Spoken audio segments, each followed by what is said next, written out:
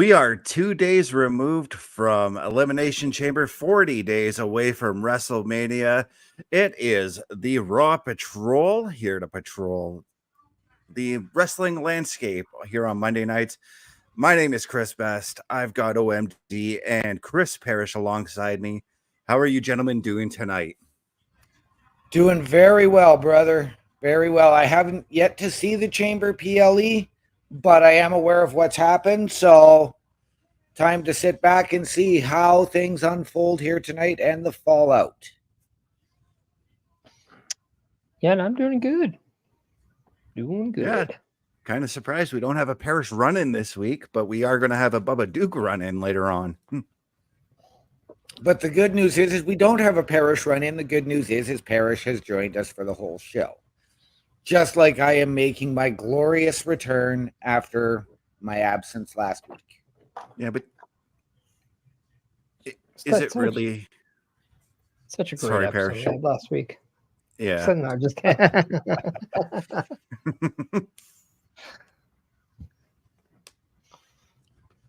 Yeah, you missed out on a lot of ragging on Bubba for an image that I posted that I put in one of the videos in the promotional video. Yeah. Yeah, I still can't believe you did that to him. I can.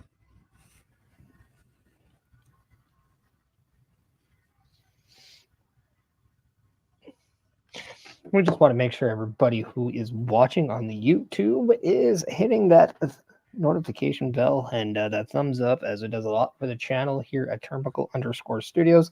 If you're on the Twitch, make sure that you share and you subscribe and all that stuff. We're sitting at a beautiful 97 followers. Would like to climb up to that perfect little number called 100. CN, like Andrade, who we will see later on Monday Night Raw. Yes. However, he is now back, as we saw in the vignette last week. He is now Andrade El Idolo. Yeah, and I kind of wish we still had his old theme song, though. I liked it better. Right? Mm-hmm.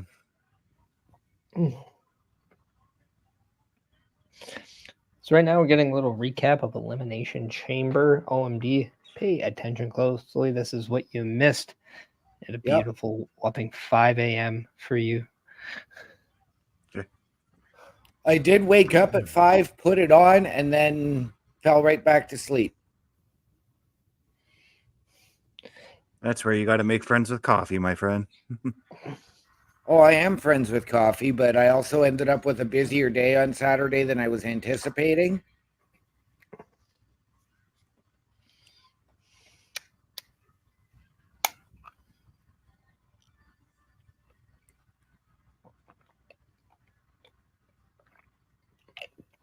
Recap of Rhea Ripley main eventing against Nia Jax, successfully defending her women's championship. And we're starting it off with Dirty Dom in the ring. Yeah, I'm a little bit curious on what he's got to say here. I'm still just getting to the end of the Rhea Nia pack, so. Don't lie, OMD. You're still watching poker. No.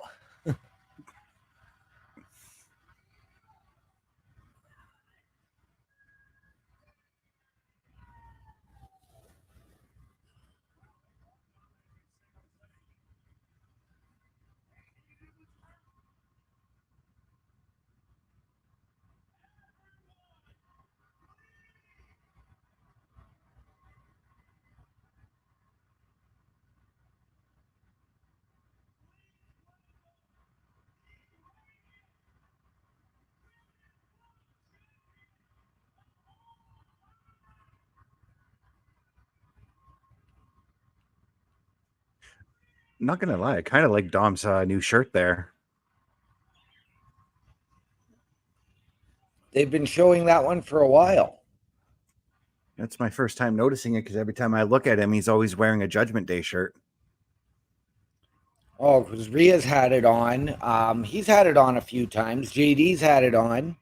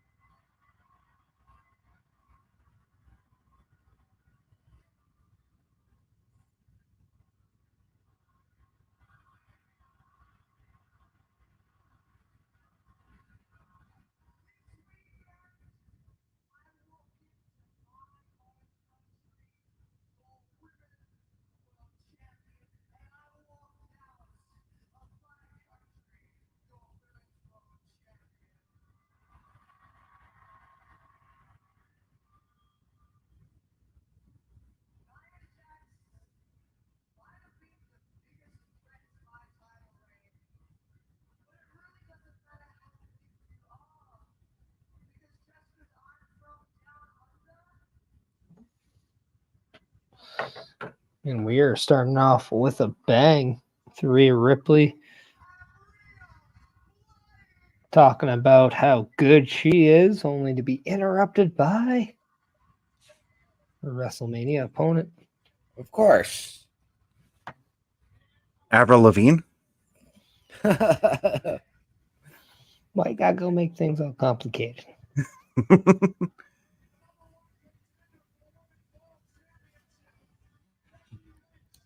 Because that is what he is best at. Well, what he's best at is making sure his TV isn't popping on the audio.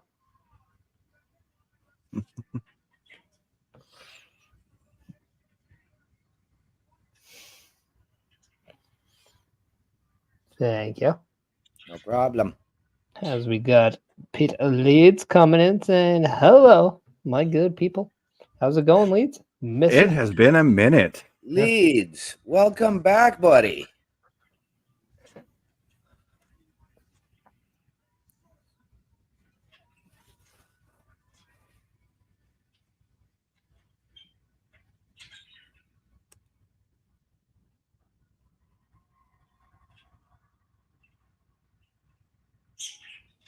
Leeds, did you get a chance to watch Elimination Chamber, and what did you how did you think of it?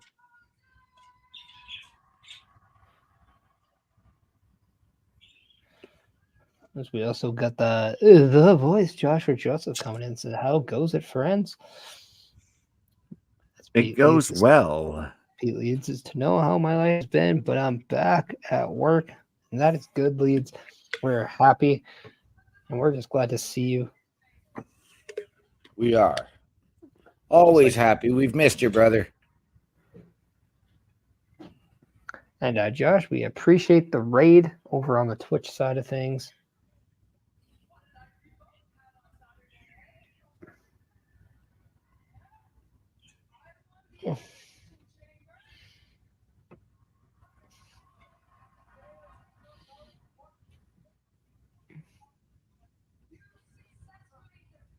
And no worries, Pete Leeds coming in saying, I thought it was great. The ladies stepped up. Yes. Oh, yeah, they did. And showed what they can do, especially Tiffany Stratton. Was there ever any surprise that she was going to step up and deliver? I'm glad you said that, OMD, because Carl was totally surprised by Tiffany. Really? But I mean, in defense of Carl, he does not watch a lot of Tiffany Stratton, so he did not know what the buzz was because he doesn't watch a lot of NXT and hasn't seen much of her to begin with. So now he understands the hype, you know? Yep. Yeah. Speaking of hype, you're getting hyped by Joshua Joseph for being a great guest with some great insight. Yeah, it was fun to do it. I'm looking forward to the next time we get to do it. Leeds coming in saying Tiffany surprised me, and I'm excited to see more of her. Exactly. And I'm not exactly surprised we got a good performance out of her, but what I am surprised is that she was the one who, in my opinion, stole the show. I expected maybe a Liv Morgan to have a better performance. I expected Naomi to kind of do a little bit more.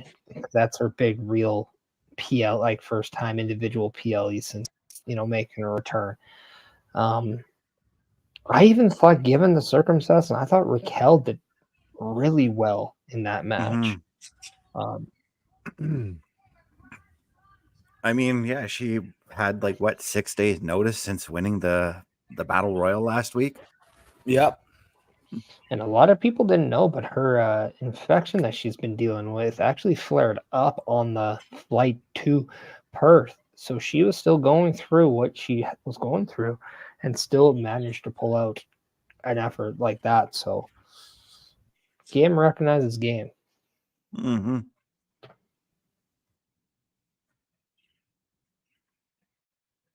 So would that explain why she looked puffed up? Yes.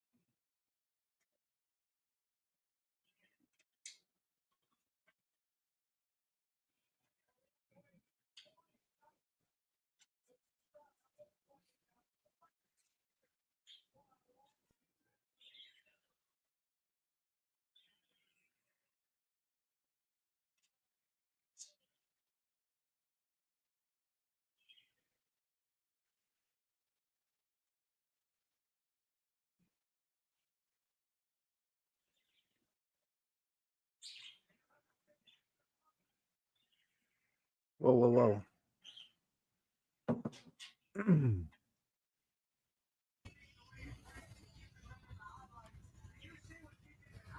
Good.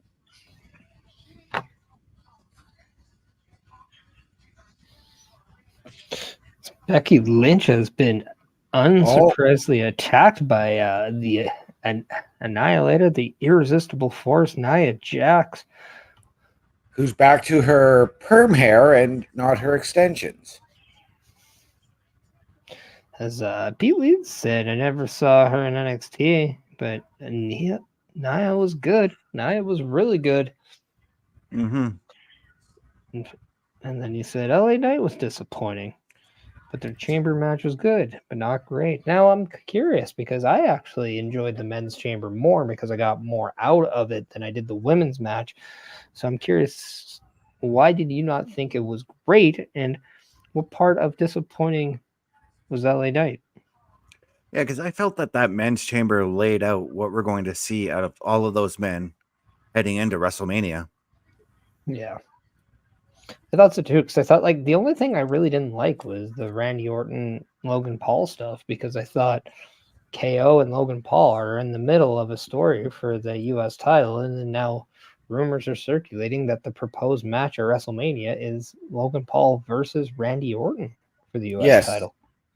There's And then, also a rumor going around that it's going to be triple threat.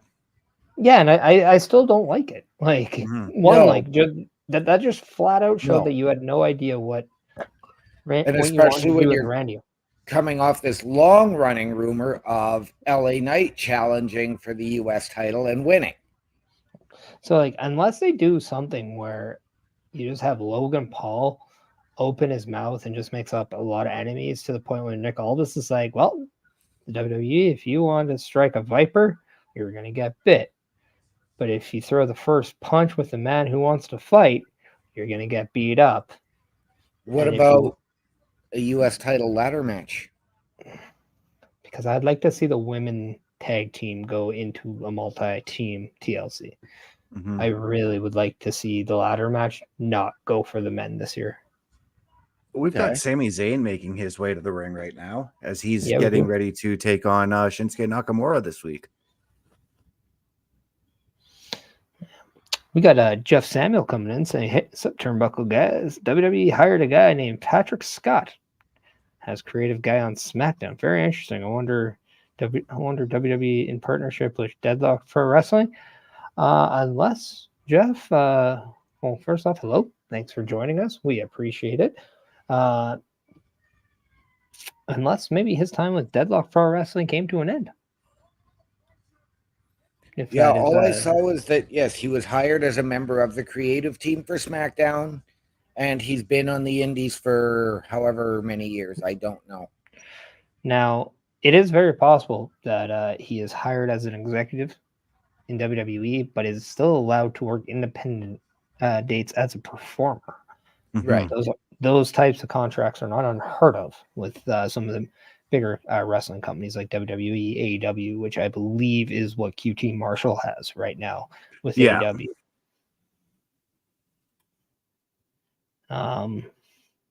P. saying there wasn't really a spark.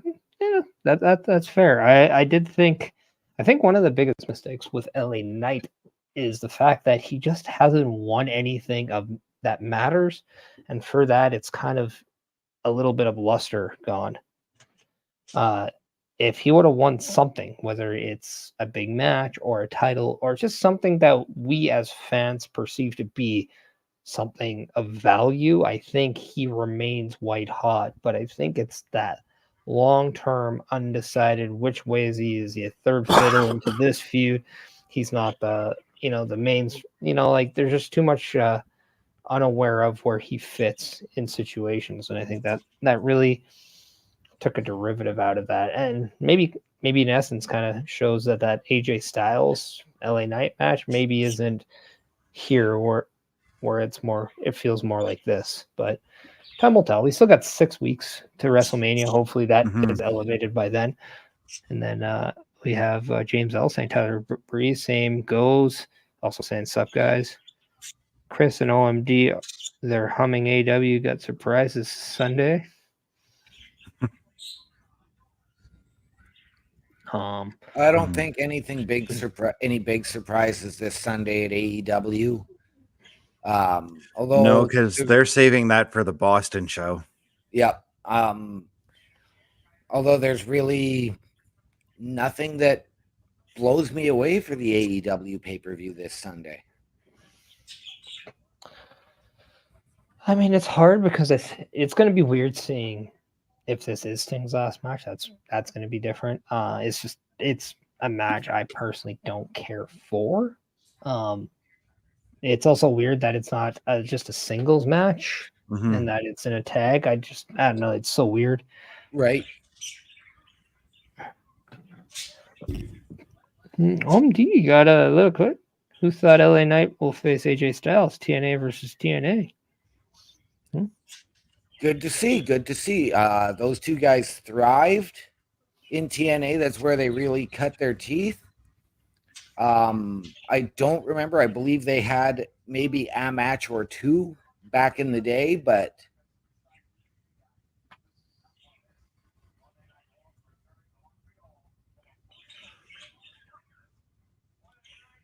and James, I am a huge TNA and Impact fan, so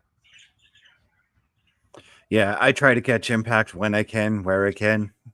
But going back to Lead saying maybe AJ will help elevate him, I firmly believe that will be the case because I believe AJ takes the loss here against LA Knight, and then we build LA Knight to Money in the Bank. well, I mean, the big rumor has them giving Sami the briefcase.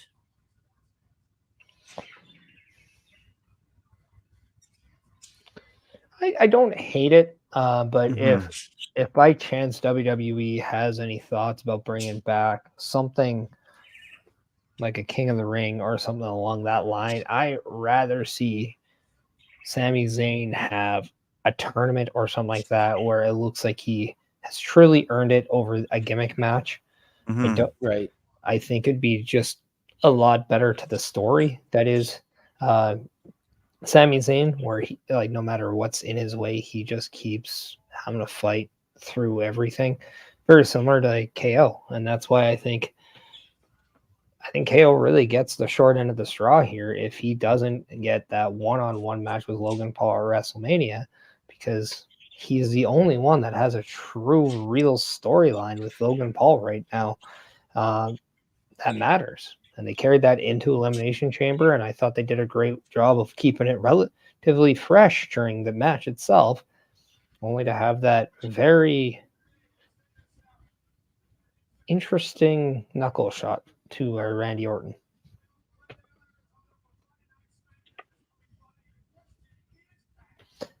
Yeah, I really think it should have been KO who ate that knuckle shot, really.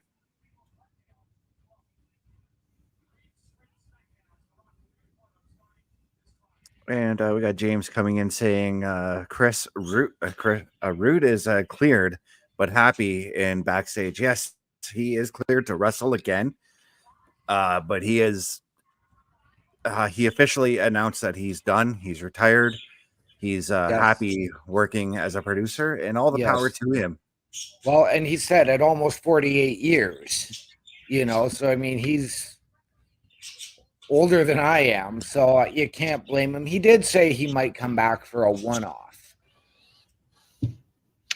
Yeah, he hasn't ruled out like a surprise appearance at a future Rumble, but his days as being an active, everyday wrestler performer on the roster are over.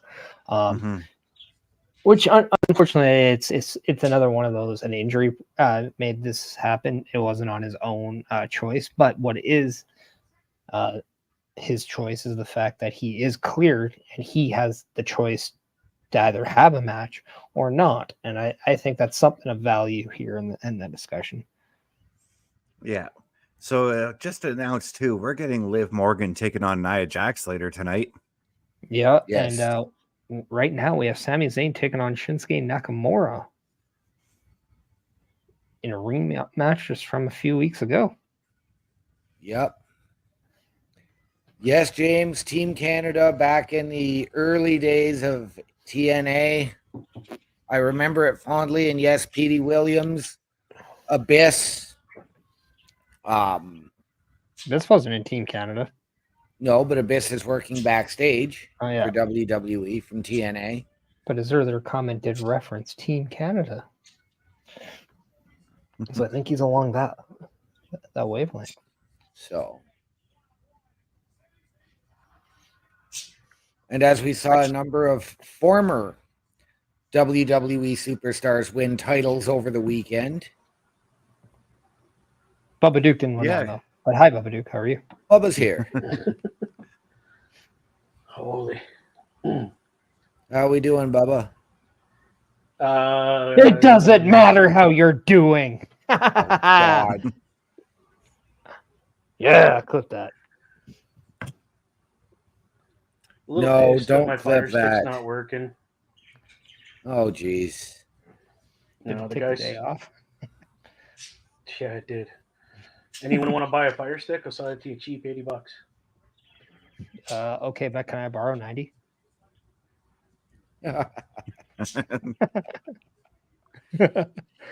He's doing math in his head right now. I know it.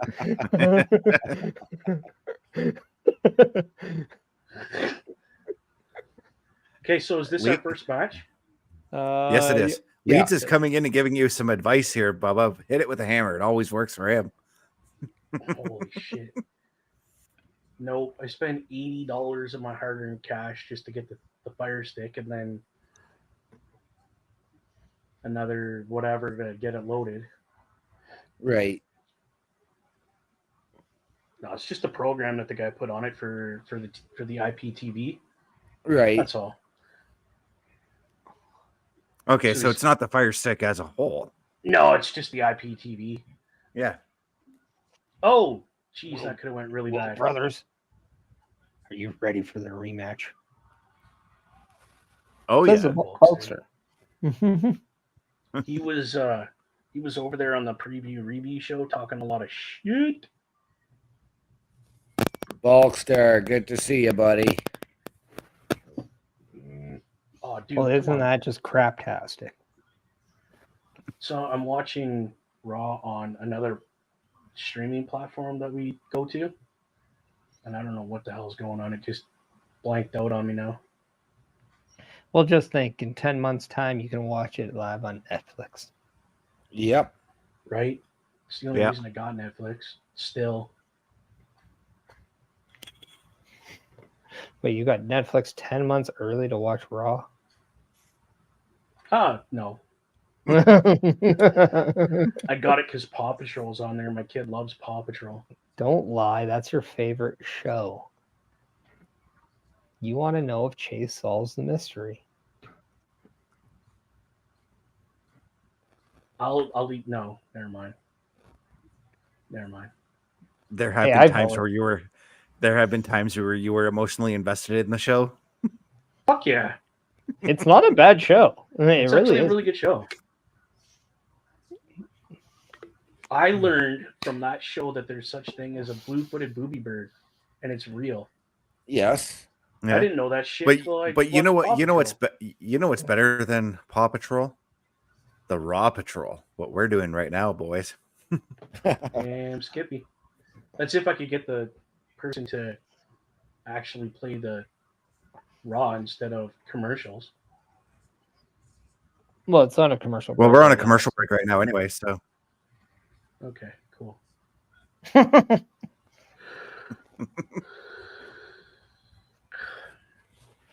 wonder how far behind I am I upped my internet too, by the way. Nice. Yeah, I'm on the 300 now. Nice. Yeah, Still doesn't Leeds make me coming any in saying, prettier, but it runs faster. you Well, can watch your Raw US legally, of course. I'm trying to do a segue here, OMD. Shut up. We don't condone piracy unless it's Long John Silver, but I do condone piracy if it is Nathan Drake. That's right. Saturday nights, 8 p.m. Eastern. Catch me doing Saturday Night Gaming where I play Uncharted. right here on Turnbuckle Studios. Yeah. Now, OMD, you were saying? Yes. And Bubba, your USB will not work in the car. It's showing that it's loaded when it's on the computer, but it will not register in the car. Is it just because your car is older? No, because it registers mine and it's the exact same one. That's The exact bullshit. same flash drive. But mine's only showing everything that I had on the previous one. So I'm going to try something again after the show tonight, maybe tomorrow, and go from there. Yeah. I'm not too worried about it. And if not, I'll give you mine and just get myself a new. I kind of like this shot where they're walking down the entranceway. Oh, I'm just getting it now. I'm still at the commercial break, so. Fuck yeah, I'm not the slowest one anymore. Hey, you're the slowest one to us. Listen. Yo, There's no need for yo, that, yo. listen. That's rude, man. What? It's acclaimed. Why you gotta be so mean to me? Not because it's me, and Because we're on the Raw Patrol and we're on the playground right now. Yeah. Known as Monday Night Raw. no. No. Raw Patrol surveys the wrestling scene, WWE, every Monday. That's what we do. You got the wrong email, man. You're still on the old email. That's how slow Yeah, your internet is. yeah, you might want to read that employee package we sent out to you again. Yeah, the head. Wait, there was an employee package? Right? You didn't send it to my Shaw email, did you? That no longer exists? I don't know. I left that up to Carl. Yeah, Yeah, it went to your show. guys, let's behave. We know the last time what happened when we did one of these shows without Carl, all right? I don't remember.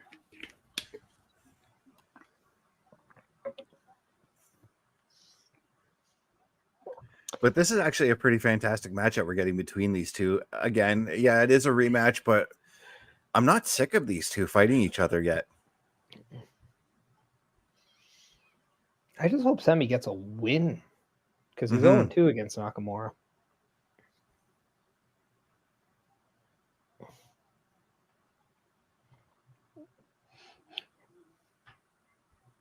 Mm-hmm.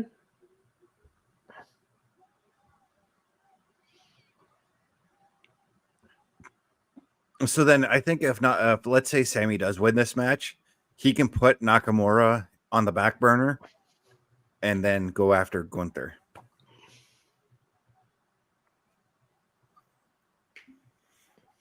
He's putting a lot of people on the back burner. I'm gonna put this one out. Does he really have to win? As much as I just said I would like him to win, does he really have to win? Still Nope. get.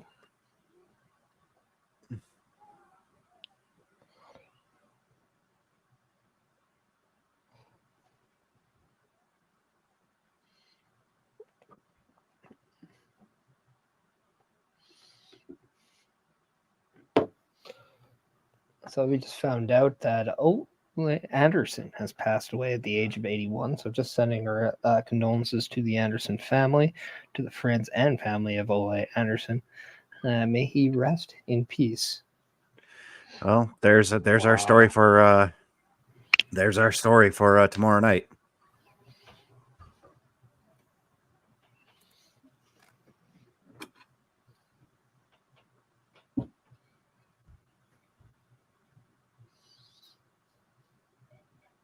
I'm guessing it's you and me tomorrow night, Best?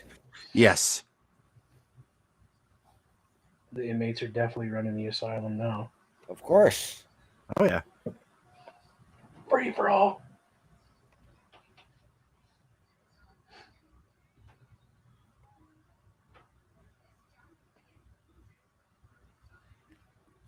We also have the WXW closing.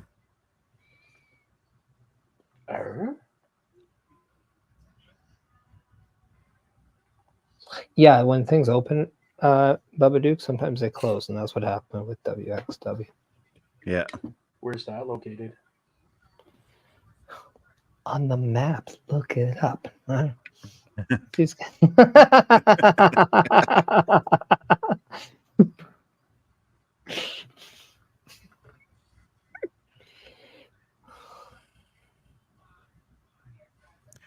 I just saw your private chat there, Parrish.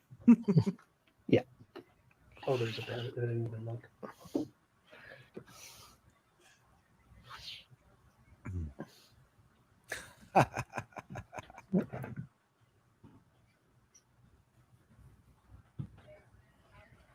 That was kind of a given, bro. Yeah. You got to think. What? 1, 2, 3, 4. Was 5. Best started at that point? Yeah. So there's 5 of us. But so realistically, for both Sami Zayn and Shinsuke Nakamura, what do we think their WrestleMania paths consist of? Like, what do we think they're going to be doing at WrestleMania? Shinsuke, nothing. Sammy's going to win the IC title. And Kevin Owens is going to win the US title, and they're going to have their moment. Okay. So you're going behind what Parrish and I have been saying then. Well, I said that on the show last week with Josh. Yeah, and I credited you. I credited you for that when I said it on JJ show earlier tonight. No, I'm just laughing at the fact that Bubba was there, and that's what I sold him on it, apparently. I think Shinsuke's path to WrestleMania is the WrestleMania Battle Royal that will take place on SmackDown the night before.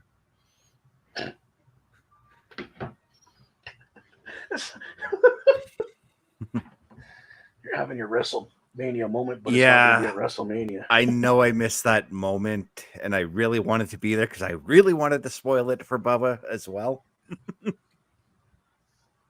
Oh, shit, yeah. It took me a minute, too, because I was, like, reading, and then it didn't clue in, and I had to read it again because my comprehension's, not there. Oh, the short you can make so far would be hilarious. Just saying, Best. Just saying. 36 minutes in, about. Oh, it's a collective of what we've been talking about. Yeah. I'm definitely going to have to download the show later and scrub through it for the shorts. Oh dear God, that's a line you should not have to say again on. I don't want you scrolling through this show for shorts, man. So you don't want me promoting the show, OMD? I don't want you looking for our shorts. I never Who said says I'm anything wearing about... any? See, it's the fact that he was scrubbing at the same time.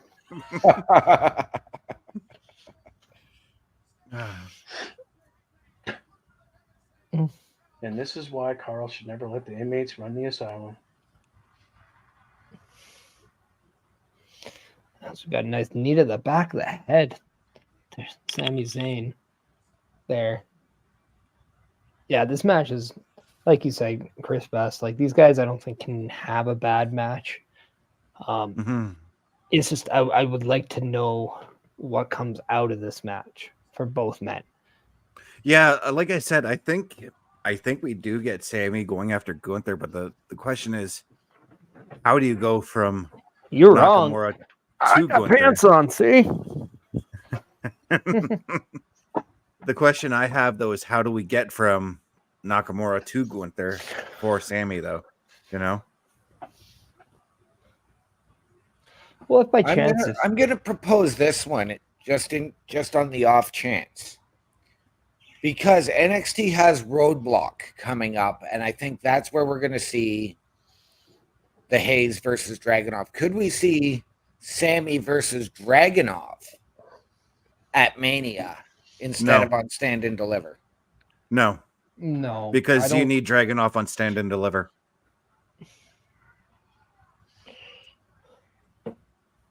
Well, you just said Sami. I think I don't think Sami's going to go back to NXT. I'm going to say, do we see Dragunov come up like we saw with Rhea Ripley a number of years ago and say, you? I don't think we see Dragunov come up yet. We've been getting a few call-ups with Tiffany Stratton and Braun Breaker already. So I think, and then even not too recently, Tyler Bate also just joined from NXT. So I think we might see a couple people post like in the draft and post Mania, but I think we'll see more of like maybe a Roxanne Perez, or in my opinion, I think Lyra Valkyria is main roster ready. And then maybe we even see Gallus come up. But I think Dragunov is prime to stay NXT champion for a bit because, again, Carmelo Hayes, somebody else who has been Right. stepping on that, am I on main roster or NXT? I think he'll be a firm call up after WrestleMania. I think Dragon Lee could be added to that list as well. Well, Dragon Lee is officially on the SmackDown roster, and Nice finish. They sent him back down to NXT because of too many injuries in NXT. Yeah, but right now, what we saw, Sami Zayn picks up the 1, 2, 3 and defeats Shinsuke Nakamura in a very cool camera shot for that finish as well. Might I add, it was a hell of a kick. Yeah. I thought we were getting that right in the face. Boom. Joshua Joseph is saying, are you guys ready for Julia Hart joining Bo Dallas and the collection of misfits he is bringing? It's not just a misfits. Supposedly, it is the Wyatt Sticks that he is bringing to NXT. Just like when AJ Sanchez took your boot there at CWE there, Bubba. That was epic. But yeah, I'm actually looking forward to seeing Julia Hart and Bo Dallas. I'm confused. Who's Julia Hart? Julia Hart is a former AEW Women's Champion. She is still the TBS champion.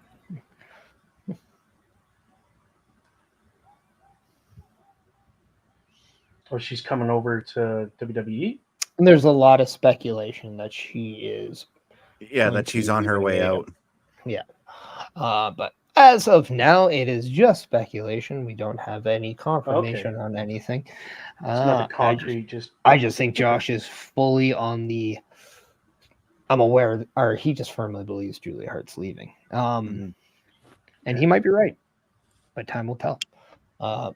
As we just saw a reminisce of the match between Imperium and New Day, where Kofi Kingston hit Giovanni Vinci with a drop kick.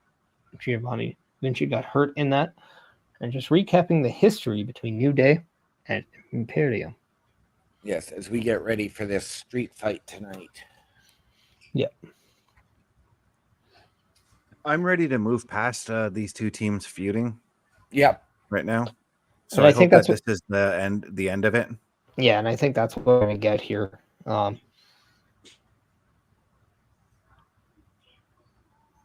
mean, I could be behind it more if Big E was involved to equalize out Gunther. You know what I mean? Like, I don't know. I'm just, you're not the New Day unless you have Big E.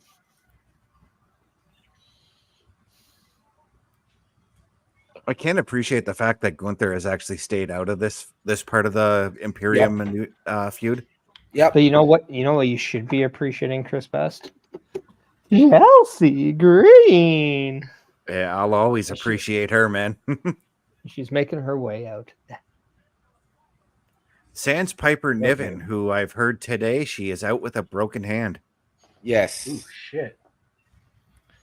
So, yeah, I'm just getting to Chelsea's intro now, so.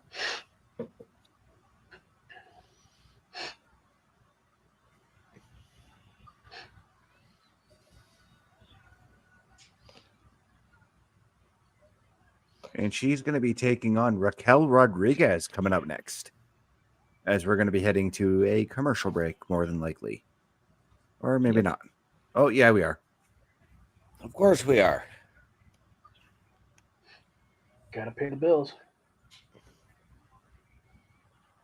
I hope Raquel just like stomps a mud hole in her and walks away. What That'd be what do great. you have against the beautiful Canadian Chelsea Green?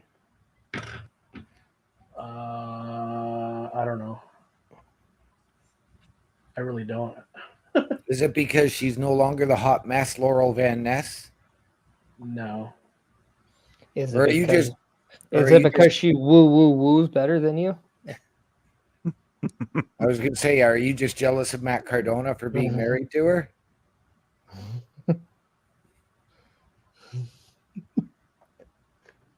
No, I, You I know don't it, care. bro. I just, I like Raquel Rodriguez just that little bit more. That's all. Roses are red and violets are blue. She might have left me, but I still woo. Why do I feel like that might have been a promo that Cardona actually cut? Because it was a song that he It was released. part of his I was song gonna say, Hosky. wasn't it a song? Yeah. I don't listen to his music, so He only Nobody did the one- does.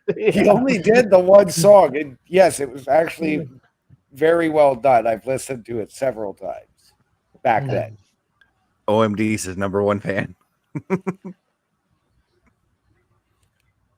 That's why he acknowledges me.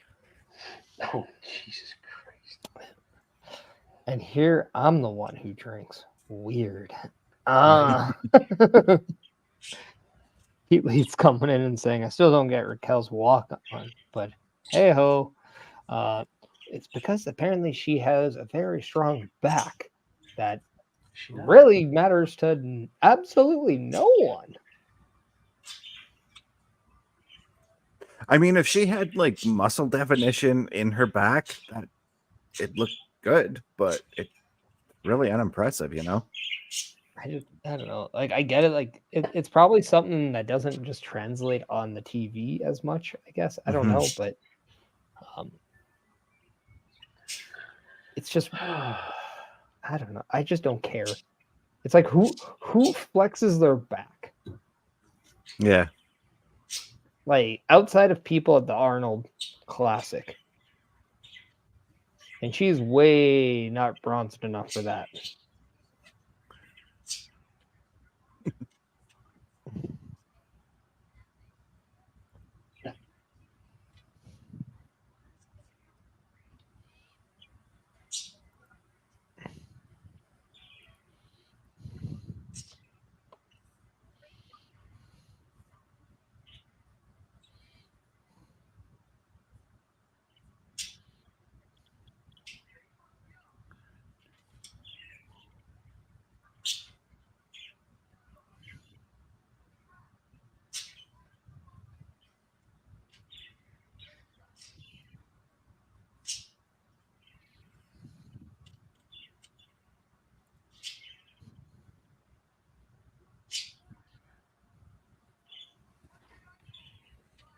All right, don't everybody talk all at once now.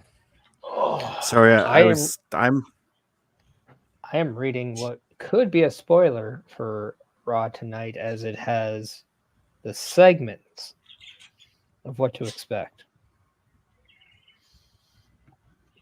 I won't say it because I want to see if this is true, but so far so good. Just saying.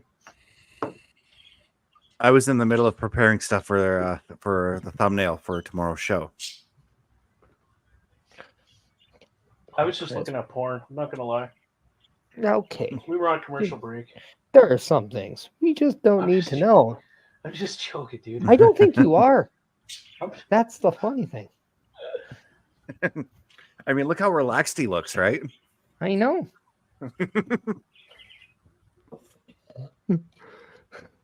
Oh. Luger and Scott Steiner. Yeah, that's probably what he was watching. The total package and the icon. The total package of Big Papa Pump. He's an icon to me because when you do math that well, you're an icon. Yeah. Big Pop pumps his total package. Jeez. See, that's what you do when you enable me, Bubba Duke. That's what happens. Are you really complaining? Yes, I am. Because it's the millennial thing to do. Oh dear God.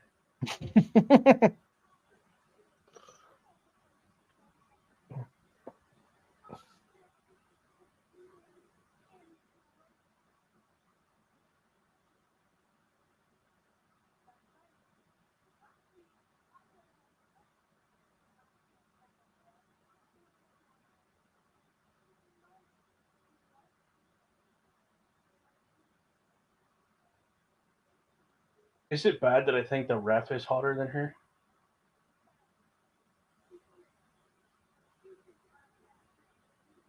Cricket. Is this thing on?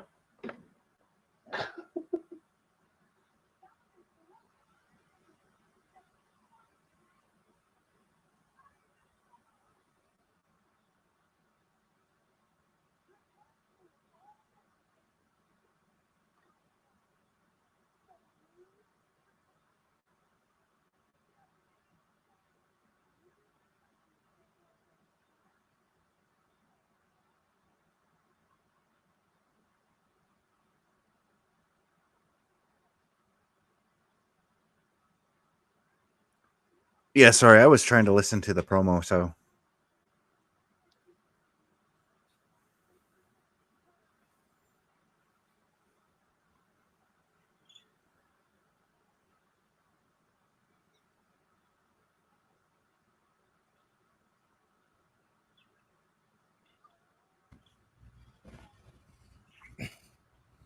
and it looks like she's still recovering from her skin infection. It's a cellular infection.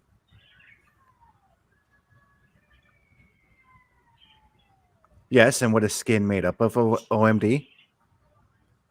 Touche. Skin Cells. particles. Basic science 101. Dust. In the wind. That'd be more impressive if she was actually jacked.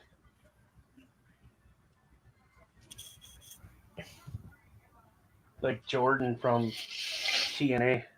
Jordan Grace, yeah. Yeah.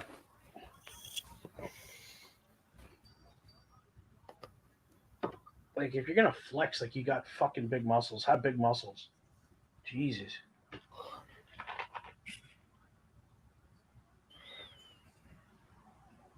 Mm.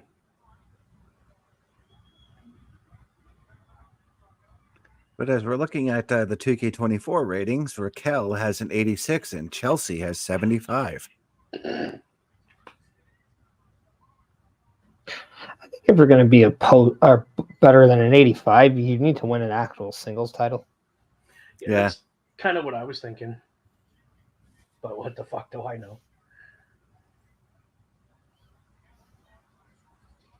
Crickets. Yep. I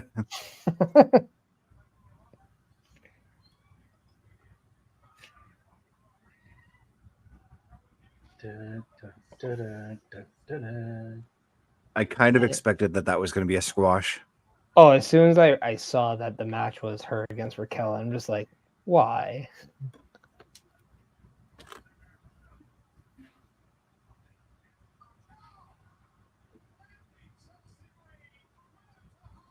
Well, on that note, Part of me kind of hopes like Liv Morgan just attacks her with a chair. Right? that would be epic. Oh, we got a Kendo Sami stick. Zayn promo.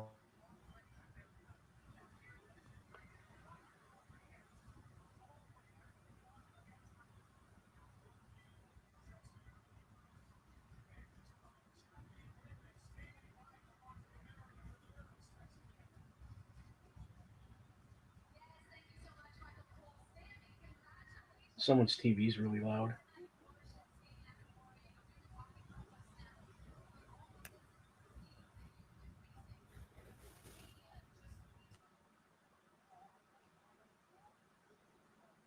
Everybody muted themselves and can't hear shit now. I was already muted, and as soon as you said that, I'm like, come on. It's twice in 50 minutes. Yeah, I was muted too, so.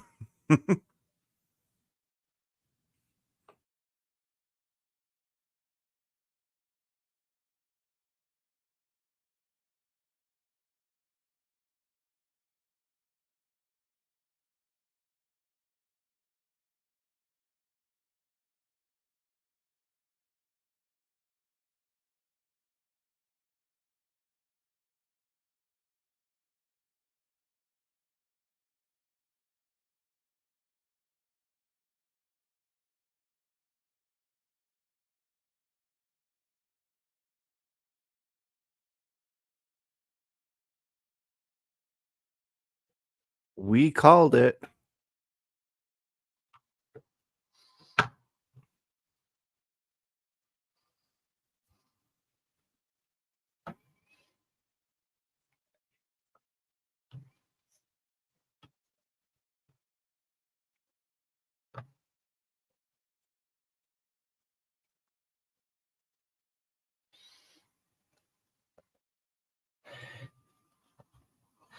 Now, with that little interaction, I think it's almost certain that we see Sami Zayn and Gunther doing something tonight. Thus leading to them at WrestleMania. Leeds, I saw your comment. There is no way they were going to get Gunther or any part of Imperium inside the Elimination Chamber for obvious political reasons. Yeah. Yep. Yeah.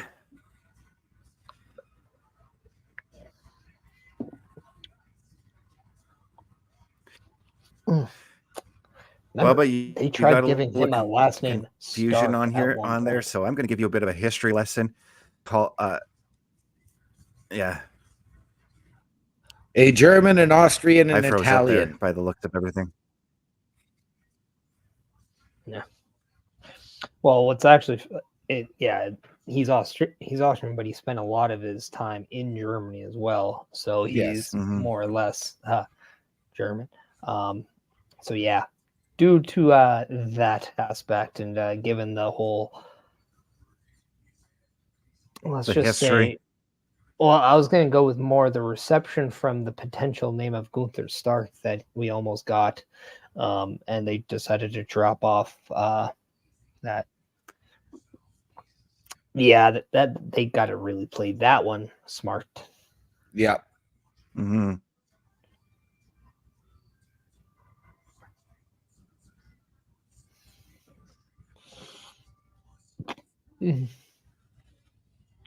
But yeah. Also, it's it's just too sensitive, especially in today's day and age where nobody on the internet could either let things go or not make a giant deal out of it. Well, it's something that it's better left just not doing.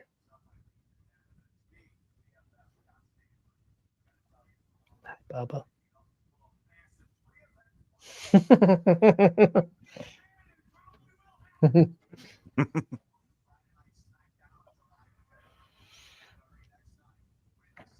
Now, Pete Lids, had Gunther been in Austria, I mean, that could have happened. Because our Truth did go to Austria thinking that's where the show was.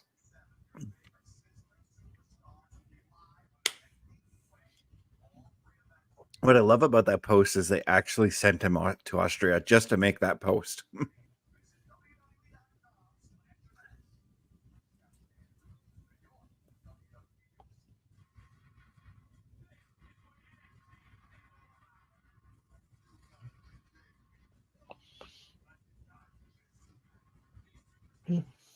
So we head back from a commercial break with Imperium looking like they were about to do some. Do we see that tag match with the New Day next, or do we think something with Gunther could be upcoming? They said Gunther in the ring next. Well, I don't have my volume playing like you do. It was muted when I'm.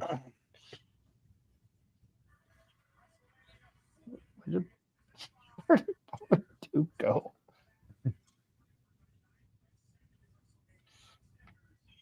He just vanished on us, and now he's back.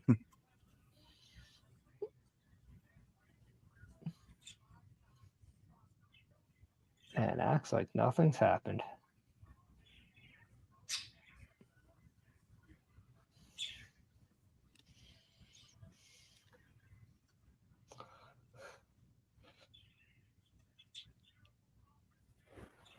Yeah, so if people were wondering why there were so many spots available in the crowd during the Elimination Chamber, it's because WWE actually blanked that out intentionally because they felt if they put anybody there, their scene would have been obstructed based on the pillars that were surrounding the ring. Yeah. So they did that more or less to provide a better vision for their fans. Yeah, so to all the AEW marks out there who are saying that WWE left the arena half empty, that's the reason why, you idiots.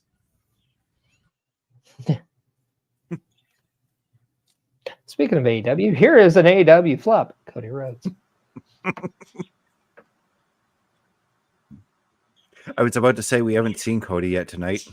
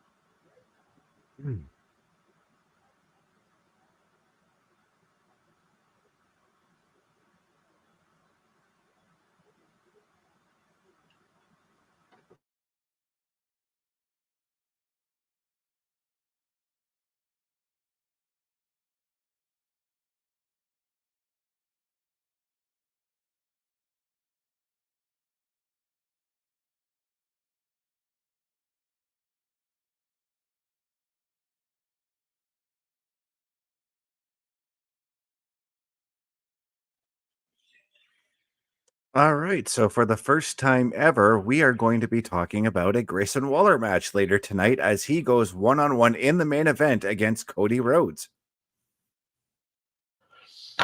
Yeah, and just like I kind of brought up, we are getting Gunther coming out with Giovanni Vinci and Ludwig Kaiser. So guess we are about to see an in-ring segment with the current reigning Intercontinental Champion. The And longest as always- reigning Intercontinental Heavyweight Champion of all time.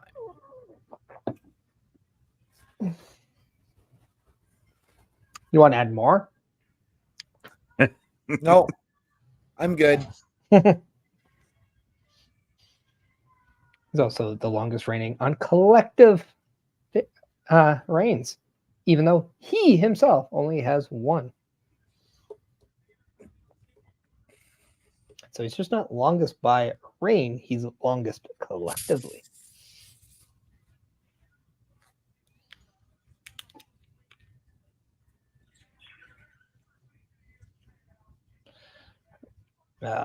Josh, I suggest you go get your dog checked.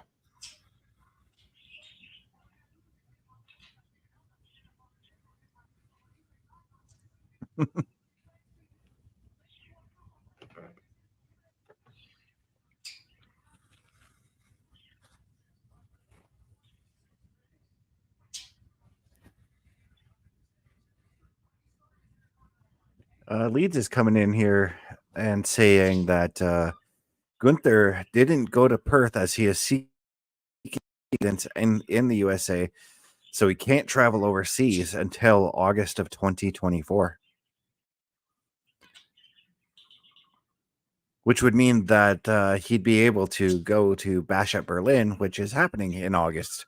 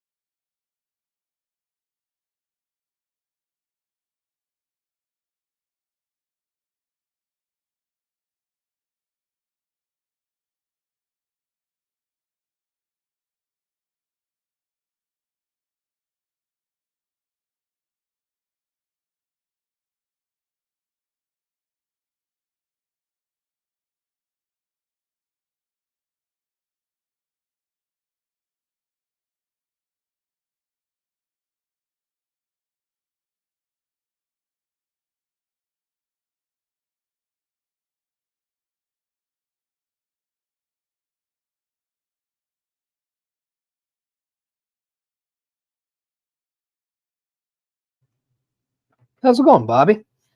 How are you doing tonight? Bobby Stats, good to see you. You're coming in a little got a Bobby Stats running. That's what we'll call this. What that.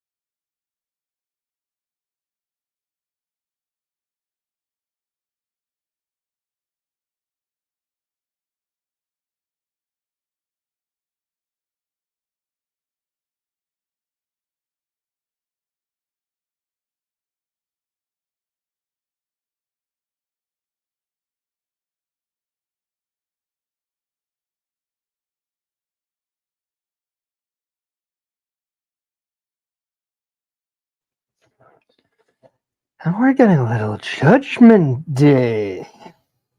Yeah, what do you guys make of this?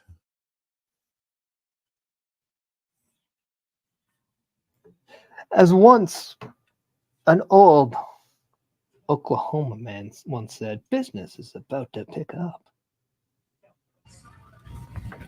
I am digging this idea.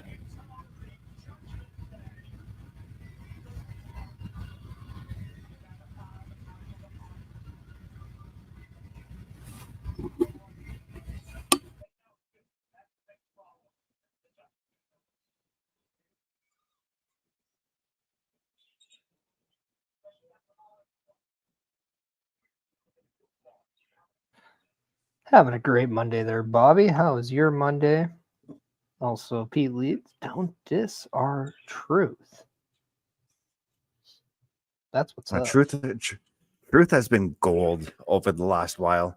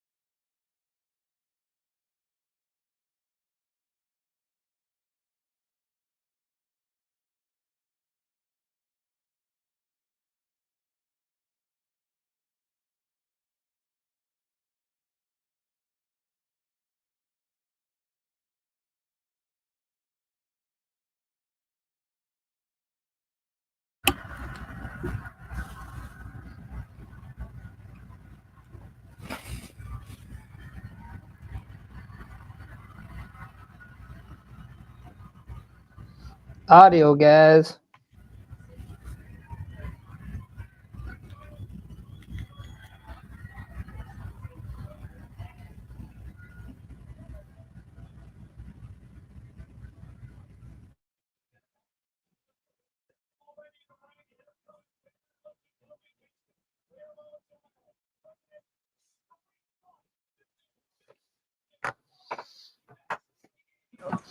I'm not upset with that bit. That was pretty cool. That was a very interesting segment there. Mm-hmm. Yeah. It was. My audio is at 4. Oh wow. Yeah, So, but when you turned your mic on there, OMD, or when it went on there, it sounded like a big wind tunnel was blowing through it. no, We got it fixed. Shouldn't We're be. good. Yeah. Dude, I remember that bit. I was bawling. But who One of do the we greatest realistically views. think will challenge Gunther out of the Judgment Day? Do we think it's Dirty Dom? Do we think it's Damian Priest? Or could it be a Finn Balor or JD McDonough? I want to think go it's, with Dom. I was going to say, I think you're going to get the Intercontinental ladder match, and it's going to be Dom and JD in there.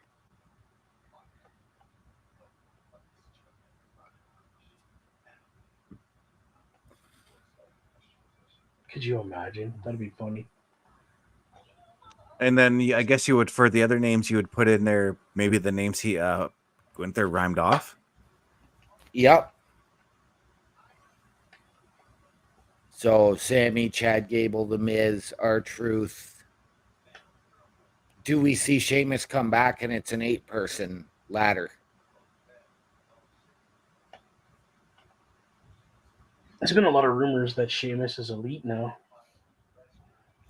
Yeah, those are not true. those aren't true, period. No, I know they're No, not. I'm they're just not. messing. Sheamus is one of those guys who I don't expect would ever leave WWE unless it was to retire. Yeah. Bobby has an interesting choice. Maybe Andrade. Potentially. Hey, give something for him to do. I mean, right now there's nothing in the plans for him at Mania.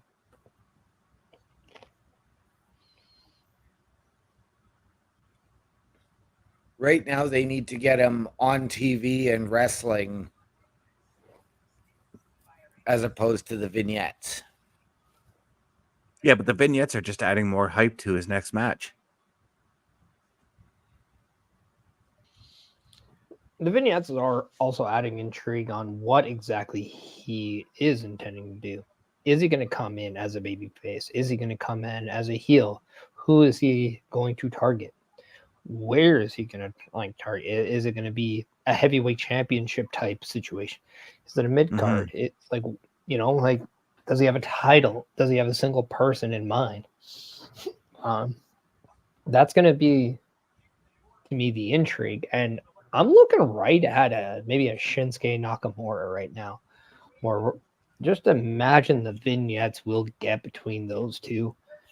If Shinsuke and Sami are now going to be separated, that leaves Shinsuke needing something to do as well. And I think Andrade works pretty perfect in that spot. Mm-hmm. I completely forgot that he's even back right now.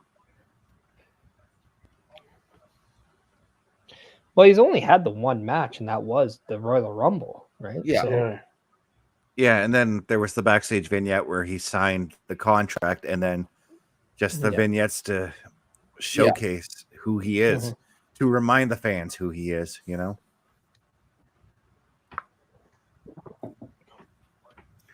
I do got to say, I liked what he said over the weekend about why he chose to go to Raw as opposed to SmackDown.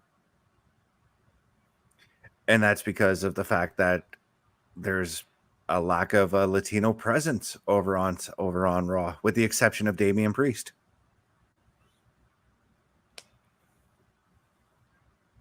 Are you forgetting about Dirty Dom? well, he's from San Diego. Mm-hmm. He Mexican. No, he's Spanish. Get it right. Yep. He is Latin American. There you go. He was born in San Diego. He's just Yeah. American. He just happens to have DNA from Mexico.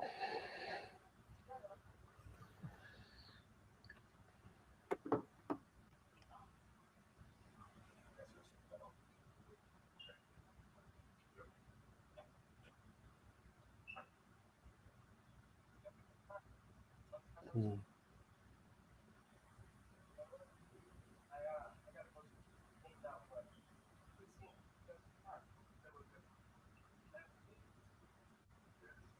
Oh, speak of the devil.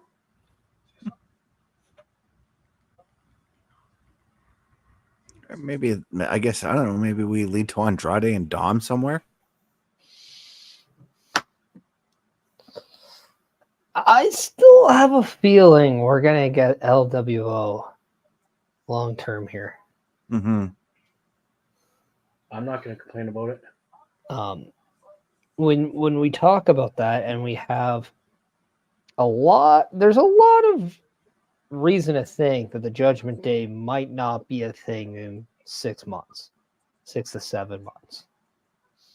So if that is a realistic possibility, where do the people go to next? Mm-hmm. So I missed what they said to Rhea Ripley because I've got noise canceling headphones on and took them off a bit too late. All I know is I feel bad for New Day, although those are nice sweaters. Mm-hmm. At least KO and Sami Zayn got to wear Penguin ones. I'd rather wear a Sharks jersey than a Penguins jersey. Well, that's because you just hate teams that win Stanley Cups in the modern era. I have 87 I have 87 reasons why I can't stand Pittsburgh. And the cup ain't won, right? That's right. Oh, Yeah, see, he's got to hate on the players who win cups. yeah, don't hate the player, I've never been able to stand Crosby, even back in junior. I thought he was overhyped and overrated. overhyped. That guy's one of the best to do it. I'll take he- Ovi. I take Ovi over Crosby any chance I get. Oh, yeah, but Crosby actually backs it up. So as does Ovi, to be honest with you. Don't roll your eyes at me, OMD. I saw that. Yes, he did. Ovi backed it up long before Crosby ever did.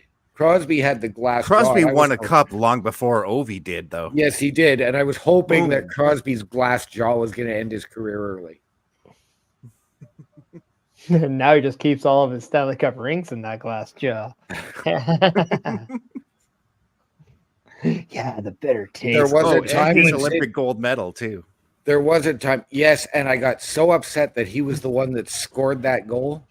That was a beautiful. Okay, seriously, a Canadian is going to say, "I was mad that Sidney Crosby I did. I helped literally Canada asked. win an Olympic gold." Shut the fuck up. I seriously said, why the fuck did it have to be Sid? Yeah, because a beautiful man from St. Albert, Alberta, damn it, set him up. Boom, Iggy for the win. Yeah, that's right. We got an explosive start off on this match, by the way.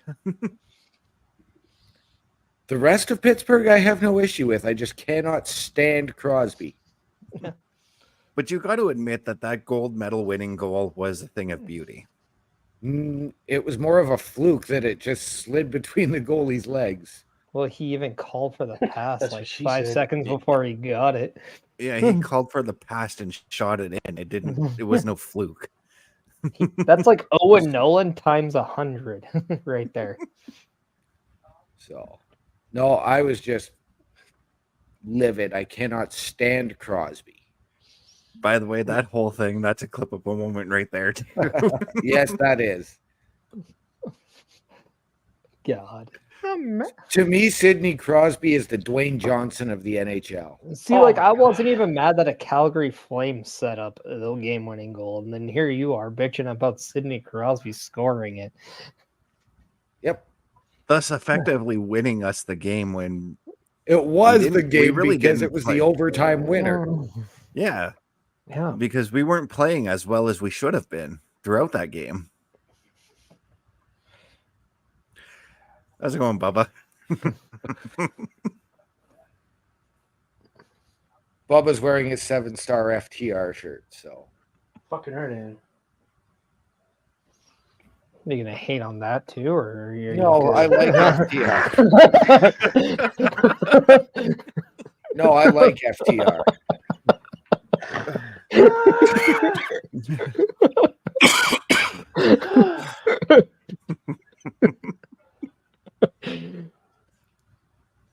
Oh, I hope the chat is having as much fun as we are during our commercial break. oh my god. Yes, my son. You wish. Probably bitch about that too. Well, yeah. Oh my good God Almighty. That was freaking awesome.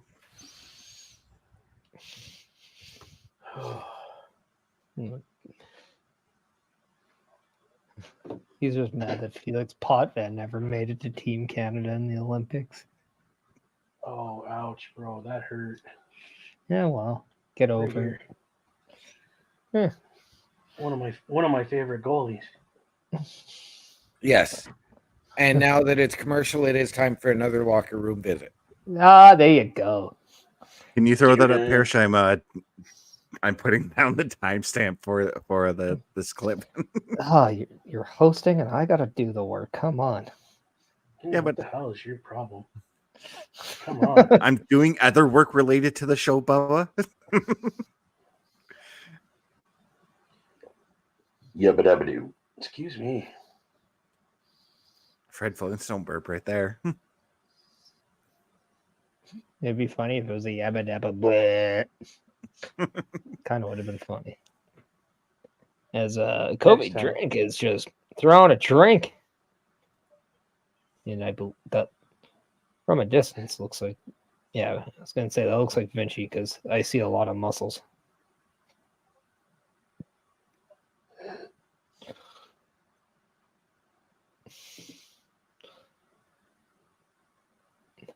Well, Colton I gotta not say, wearing at the least jerseys, man. I was gonna say at least Kofi's not wearing that those stupid shorts he wears. But Bobby Stats is coming in saying Dominic Mysterio will be the first singles opponent for Andrade since coming back to the WWE. And part of me actually wants to think that that was probably recommended by Andrade himself, as it was by CM Punk for the live events in December. Yeah, didn't Punk ask to work Dominic for those shows? Literally what I just said. I wasn't computing what you had worded. Clearly.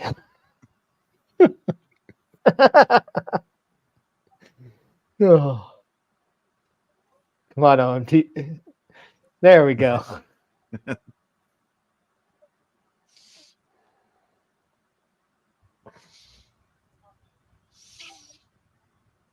How was the locker room? It was very, very quiet. He had to dump the Crosby hate out.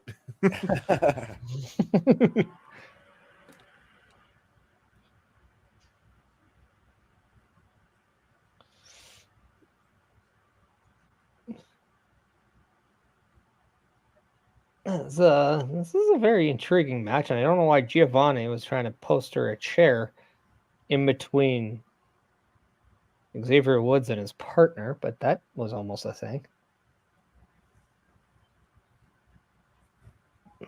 Oh, that looked cool. What's he doing? Taking a seat. Ah, okay. Well, this works. Oh, snapper doodles. That had to hurt. X marks the spot. I gotta ask though, when these two teams finish, where do you go with both teams? The locker room, like OMD. The so-called New Day can get flushed down the toilet already. I think what I would do with the New Day, I'd entertain a heel turn. I'd actually entertain a heel turn for them. And then for Imperium, I think maybe a feud with the Creed brothers. See, I was going to say you capitalize on what we just saw and have Imperium challenge for the tag titles. I really think that the next tag title defense is going to go to DIY, though. What we might see is actually maybe a combination of what you guys said. We might actually see what OMD did say is that tag match, and that might end up in, I'll say it for a second week because it's a great word, a nice little old-fashioned brouhaha where multiple teams come out. I did that just for you, Bubba Duke. But like maybe we do have a multi-tag match at Mania. Maybe we do have something along that line. I still prefer it on the women's side, but you know, I'm not going to complain if we have who's to say we don't get it on both sides, you know? That's too much. That's oversaturation. Well, but they did that at last year's Mania. That's simple mathematics. What you do to one side, you must do to the other. So, and the dark side has cookies. And Bubba Duke is like, wait a second, math. So he's still trying to carry the one. Nope. Cookies. Okay, there we go. I'm just trying to enjoy this match. Now, if we do go that way, do we see it as, do we get a tag team gauntlet or a tag team turmoil? Last man standing. Maybe we get a ladder match. I don't know. What about a good old like tag team scramble? That's an interesting concept right there. Or maybe Parrish, you pitch your match idea. No, they don't steal my ideas. All right. Yeah, but you could collect royalties. I'm like the coach that wins the Bourbon Bowl. All right. Some people might steal my ideas, but at the end, we all know they're mine, and I'm gonna win with them. Yeah, that's right. Waterboy reference. What up? Yeah. Commercial. Mud dogs. Mud dogs. Mud dogs. Leeds coming in saying we need another blind man match. But I just don't see where John Cena fits in WrestleMania. Who cares? Did anybody take note as to what Becky Lynch was wearing at the Elimination Chamber? Yes. We talked about it while we were watching it. I couldn't watch it. Because these guys are nuts and got up at whatever time or stayed up all night to watch it. Yeah, it's the second one. We stayed up all night and watched it. Now, I admit, and I told these guys earlier, I woke up at 5. I was like, oh, it's 5. I guess I'll put on the Elimination Chamber. And then I fell back asleep. Well, we put on our man pants and stayed up and watched it. Yeah. But then I had to go and get my face melted Saturday night. So, well, some of us like our faces the way they are. All right. So, yeah. But why are you burning the moneymaker, huh? You're just messing with your own product, and that's just not cool, bro. But I do have to ask you, expired currency, really. But in all seriousness, though, MD, I got to ask you: did they play Better Place? And I'm talking about Saint Sonia. Oh no, that's depressing. It's a good song. They played 3 Days Grace music. They did. Literally, tell me I went to a 3 Days Grace show without telling me I went to a 3 Days Grace show. You didn't see a band named 5 Blind Mice? No. See, there you go. Or 3 Doors Down. No. And believe it or not, Blackstone Cherry played longer, even though Saint Sonia headlined. Well, yeah, they probably have more music between them. Yeah. Yeah. I mean, you got to look at it this way. Blackstone Cherry's been around longer than Saint Sonia has been. So yes. at the same time, it could have been a co-headline show, right? They were. It's a co-headlining tour. Yeah, but whoever goes on last is the main event. We all know that. Mm.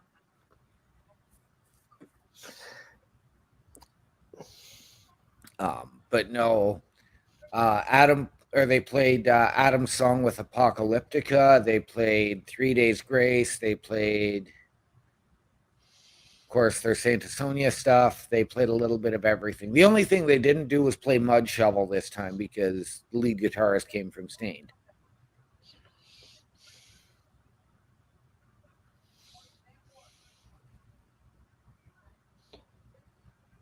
So we're back from commercial as we have Imperium. No. Well, yes, we are, as in Best and I. Yeah. So, yeah. And We have probably the Imperium. majority of the audience who aren't Oh. 2 steps behind. Yeah, that's a reference. Yes, yes. I like the Def Leppard reference. You know, that 7 arms and sucks. Just kidding. I just like the joke.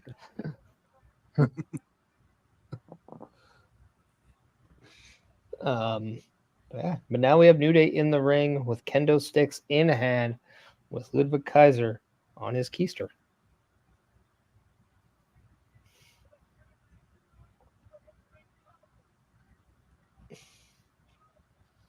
I thought we were going to get some sort of a concerto spot with the kendo sticks. No, but they do have a can-do attitude.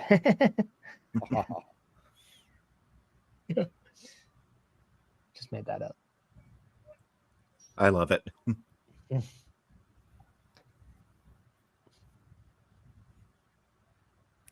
Is it the new kendo trigger? No, it's not.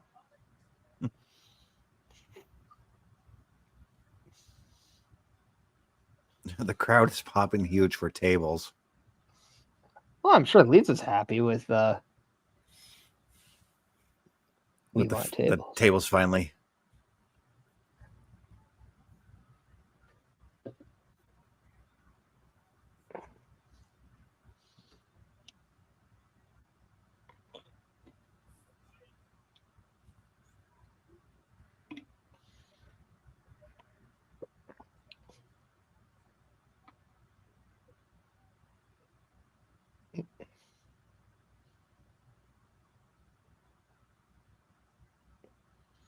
Well, and there you go. A nice elbow drop off the top rope into a table.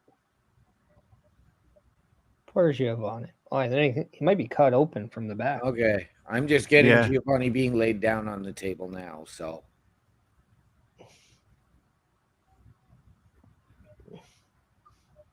Yeah, after that Sidney Crosby hate, I'm not being nice to you at the time today.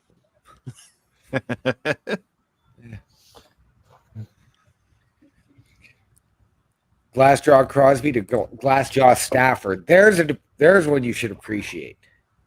They both have won more championships than your favorite teams in both sports. I know. You're just jealous. Actually, the Dolphins still have more championships all time than the Rams do. How many times have you seen the Miami Dolphins win the championship in your lifetime? The last time they won was 6 years before I was born. So 0. When they But went you've seen undefeated. Stafford win one. So I'm still right.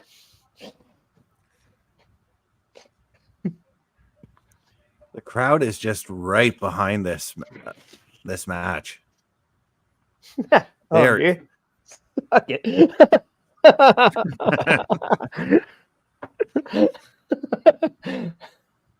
And I actually have a Crosby jersey, but it's in my room.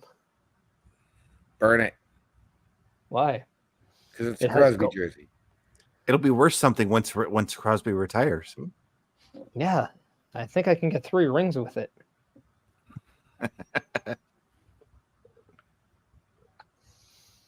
And we just got the finish.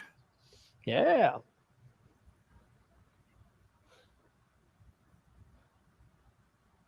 Yeah, that would definitely do it.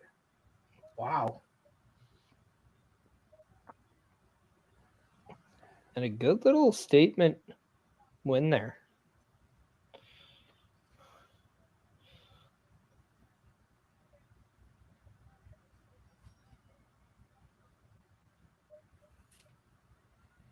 very weirdly, Giovanni Vinci and Ludwig Kaiser are not helping each other in any way. Yeah, Vinci was like, "Fuck this! I'm halfway down the aisle after the 3 count." I got a gash in my back. I need help. I'm out of here. Yeah. But right now, we've got ourselves a little hype package for Grayson Waller right now.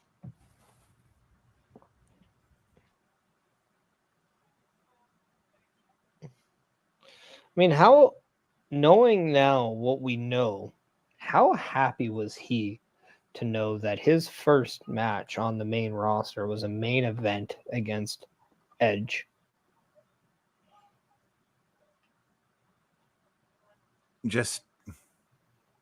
I mean, we're still talking about him over a year later, right? But like now knowing that Edge is no more and Adam Copeland is a thing in AEW, it's not going to be a second chance on that. He had one opportunity and he hit a home run with it. Yeah. Because let's say Adam Copeland does come back. You can have that feud with Grayson Waller. You could have Grayson Waller come up and be like, "I sent your ass packing. I can do it again."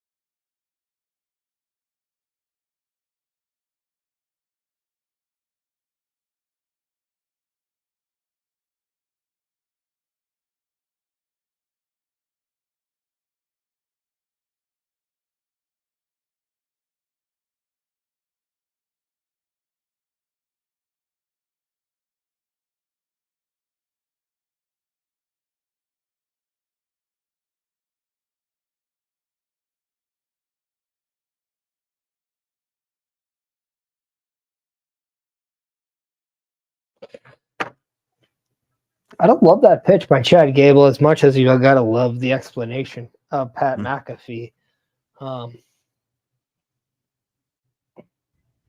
But it's going to be intriguing, and I think we might get a very competitive, maybe number one contenders match. You talked earlier about Sami Zayn doing a tournament. Why not do a tournament? And the winner of that tournament gets a shot at the Intercontinental title. I mean, you could. I think something where it makes that person deserving. Maybe it is maybe you go back with a scramble, and whoever has the pin has the advantage, or like has, instead of a champion where, say they get the pin and they're like, oh, right now they're the WWE champion, but they're not the official champion until the final bell. So maybe they're the winner, but not the official winner until the final bell. Maybe that's something that you entertain, because it's a scramble match. Hypothetically, if you do like a half hour or something long like that, it could be a very grueling match. It could be a very hard fought match, and it could be filled with just guys that go. When you think about Sami Zayn, Chad Gable, you can add more of those workhorse type competitors, and you can just have one of the most competitive matches on the show. But I like that we're getting like a number of people laying their claim to wanting a shot at the Intercontinental title now. Yeah. We skipped over a few comments, so I just want to get to them. Bobby coming in, then I'd like to see Ludwig Kaiser and Giovanni Vinci wrestle for the tag championships at WrestleMania. And it's hard to kind of get off the train of Imperium when you see them with the capabilities of that tag match right there that we just saw. And the only thing I'd like to see is for Imperium to stop this whole weak link, he's your responsibility garbage type stuff, and just go back to them being that dominant trio faction. Mhm. And Yeah. it'd be intriguing to see Ludovic Kaiser and Giovanni Vinci as tag team champions when Gunther loses his IC title, and those roles are reversed. So then Gunther becomes the weak link. Like, I mean, it won't, but I mean, it's just Mm-hmm. okay. It's like, well, you talk down to us a lot while you're the champion. Now we're the champion, and you're not. Like, there has to be a little bit of, you know.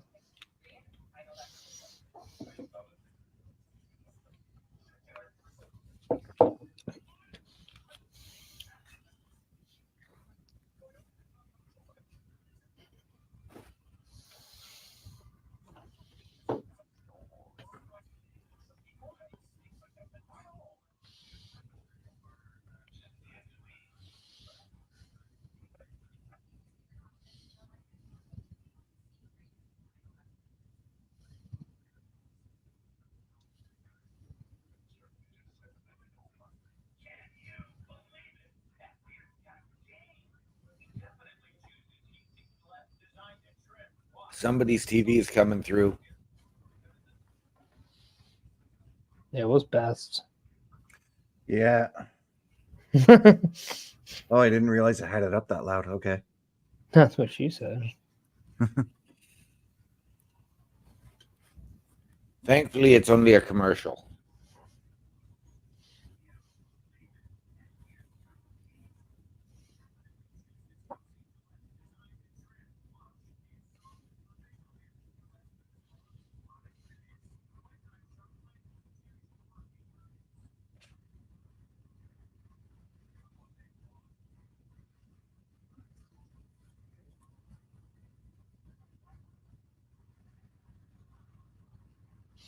Okay, so I just want to give a little bit of clarity because I know one of the comments had the travel ban on Gunther. There actually has not been any clarification on when it's done. It was just reported that by the time Bash at the Berlin does take place, the ban will be done by then. So because that's in August, that's the only date in the article that was put out or timeline. Gunther's also going for his green card in the United States, which if he has that, will eliminate the travel ban. So I just want to put a little bit of clarity into that scenario.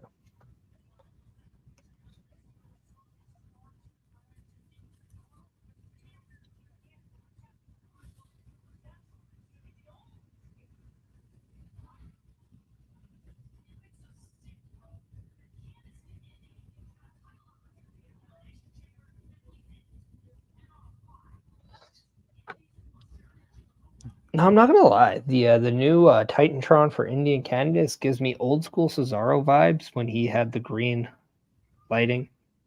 Yeah, I was about to say the same thing.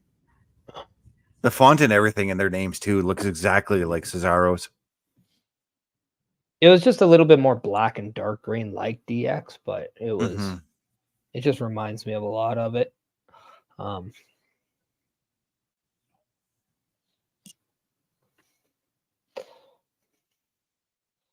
But yeah, no, there definitely seems to be some a lot of attention as of late on the tag team titles, as we saw Indy Hartwell and Candice LeRae get a tag team title match against the Kabuki Warriors at the kickoff show to Elimination Chamber. So now we see them with Shayna Baszler and Zoe Stark, another team vying for an opportunity at those women's tag team championships. And then we even have teams like Alba Fire, Isla Dawn, the KCs, along with the Kabuki Warriors. Now we know that Chelsea Green is by herself, as Piper Niven has the broken hand. But one person who is close to coming back is Sonya Deville. Maybe she reforms the duo with Chelsea Green. I wouldn't be opposed to that.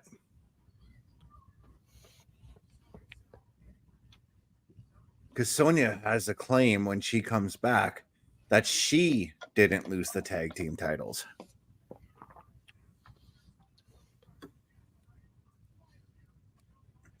I think we get out of that, the whole that I didn't lose the titles things, because it's been like a long time. I think we can come in and say, look, I left, I got hurt as a tag team champion. I'm back and I want the championship that nobody ever beat me for. And she's like, and Chelsea, since your partner's gone, let's go back to tag titles that we never actually lost together, and let's get them back. And that way, if Piper does heal up, maybe she can then go on a singles run.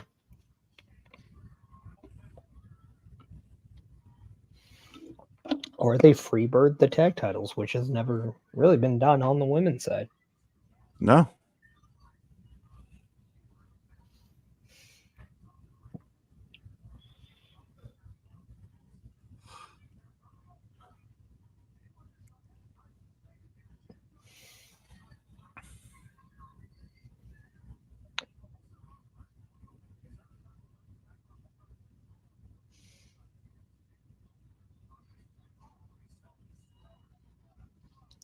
So now it's looking more like Zoe and Shayna they look more like an established tag team based on what they're wearing now. And it's in their colors, the red and black that they're wearing together. Yeah, they're definitely matching a little bit more. I like to see a little bit more maybe unity out of them, though, in the sense of whether it's a tag name or maybe get some like designs made for their tag. Yeah. And just like that. Ooh, just like that. There's the dominance from Shayna that we have not seen in forever. And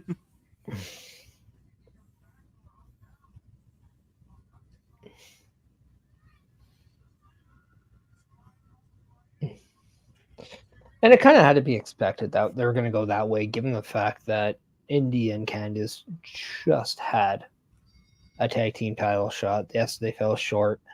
And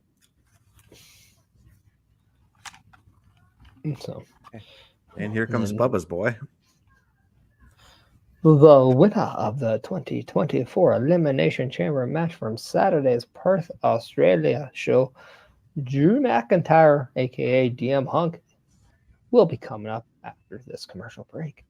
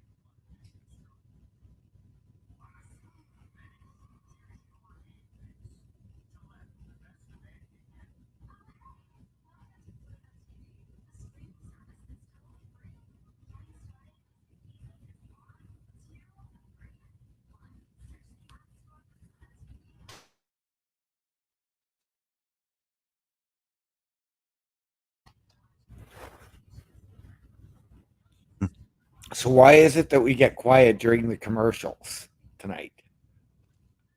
Because I'm getting a text message from the wife about my baby, and I want peace for that. Is that okay? What the hell's the kid?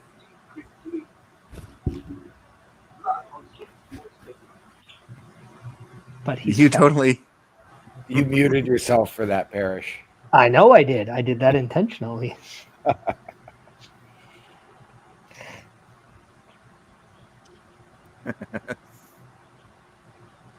No, I was just trying to look for an image of Ole Anderson for the thumbnail for tomorrow's show.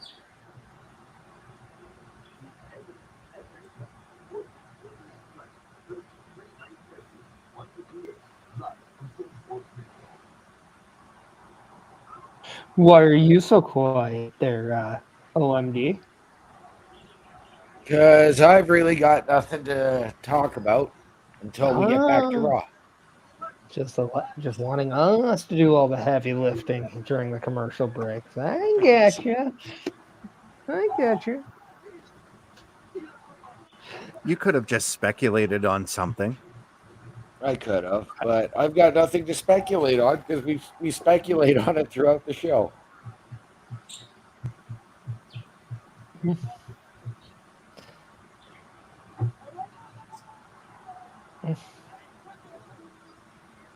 So I don't know if this is confirmed or not because I've been muting my screen during the episode, but there could be an ECW downloadable pack for WWE 2K24.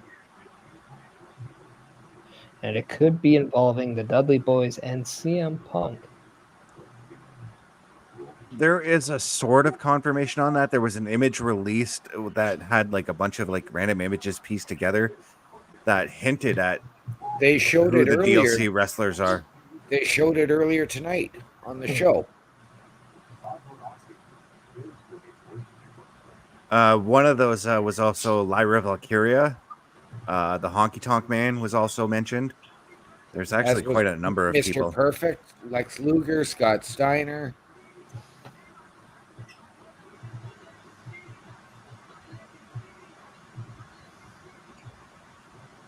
Yeah, the Lex Luger one is rumored to be the Made in the USA Lex Luger, which is the Lex Luger I've been wanting to see in the game. Oh, well, yeah, they had that with the Dudleys, with CM Punk, with Steiner earlier in the show in an ad.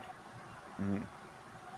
So I went on the WWE 2K Twitter X page, and they're saying CM Punk is making his hashtag WWE 2K24 debut along with a long list of your favorite WWE superstars.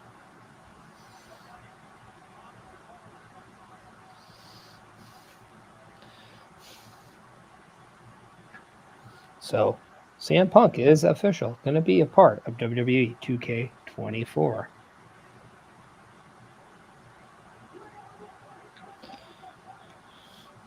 There, I speculated and I did stuff. Now you talk about it. So Bronson Reed is apparently because he couldn't be there because his wife gave birth to their child early. Congratulations to Bronson Reed, by the way. Yeah. He's made a pitch now to get another pay-per-view in Australia, in Adelaide, his and Rhea's hometown. Nice. Well, right now we've got DIY, The Miz, and R-Truth hanging out. In the Judgment Day locker room.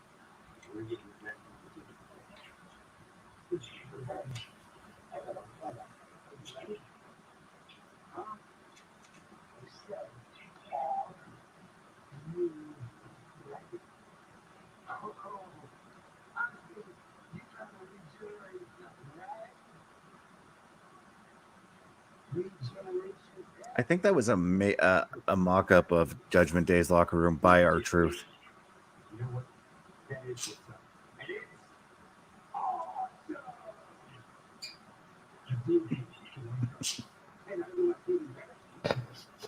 Is that wireless? Nope.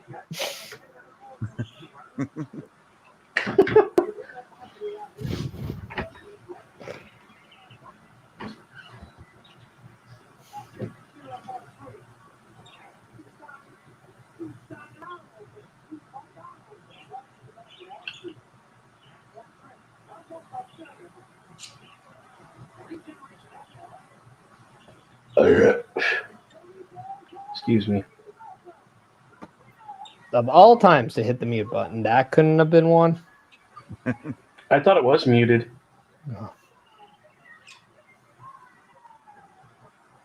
Right in the ear.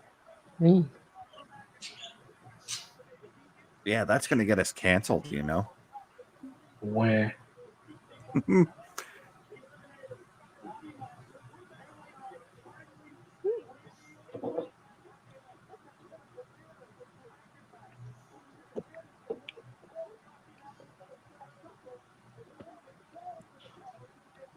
No, I'm not gonna lie. I fully expect Damian Priest to cash in this match and walk out with the championship. Mm-hmm. And I think we will have Damian Priest as champion on Raw, and then he will feud directly with Drew McIntyre, who will then become a babyface again.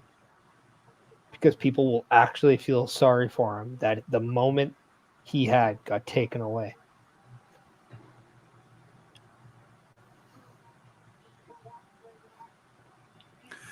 That makes sense given the rumors that I heard that Drew is now actually sitting down and negotiating the deal with WWE now.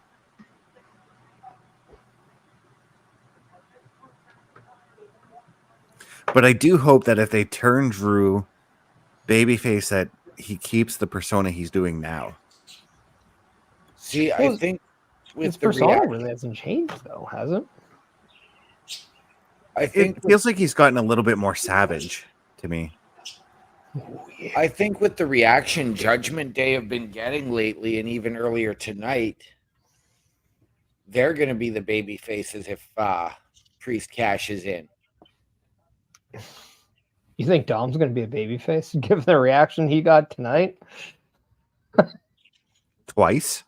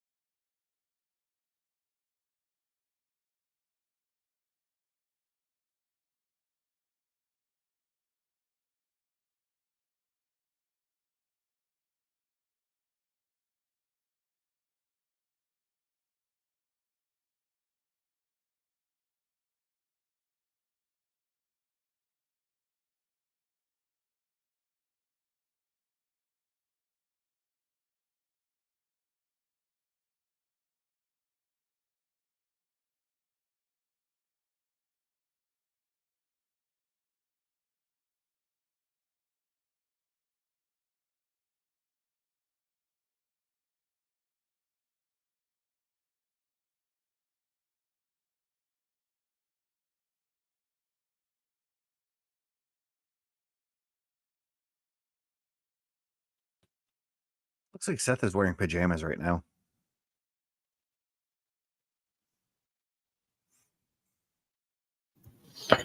I don't know. He just looks comfortable to me. Yeah. Or maybe it's his bedtime and it's ready to go to sleep. Let's put that together.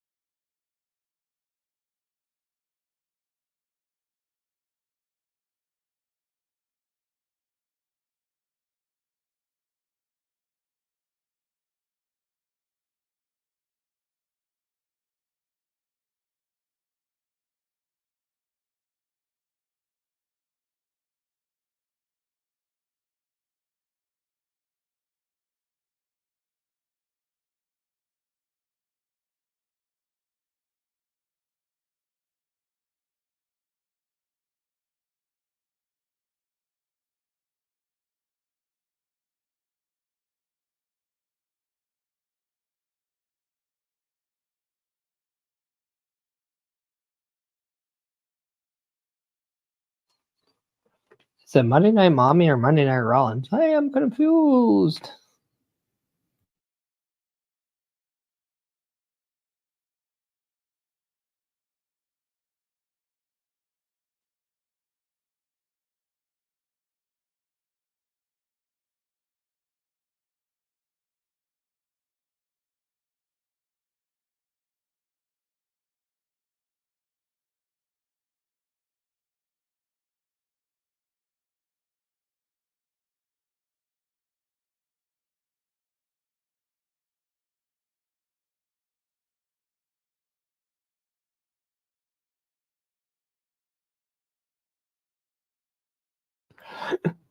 Imagine if there's another pandemic and Drew has to wrestle Rollins in an empty warehouse. Jeez. I already hate that idea, to be honest with you.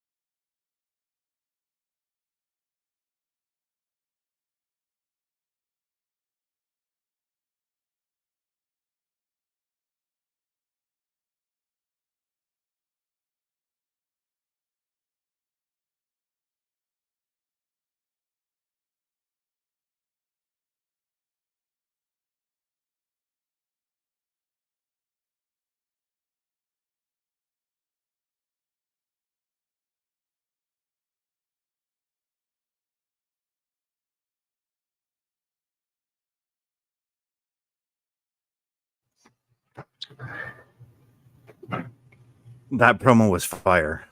Yeah.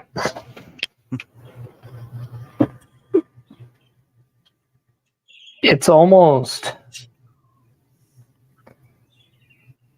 blasphemy to think about wanting to take the title off Seth Rollins right now, because he's probably doing some of his best work. Mm-hmm. When he can't wrestle, he just ups his game on the microphone. When he's able to wrestle, he ups his game in the ring. Yeah. But at some point, it has to be somebody else's time, right? But how can you take it away from a guy who's just batting 1,000 every time he's on our screen? Yeah.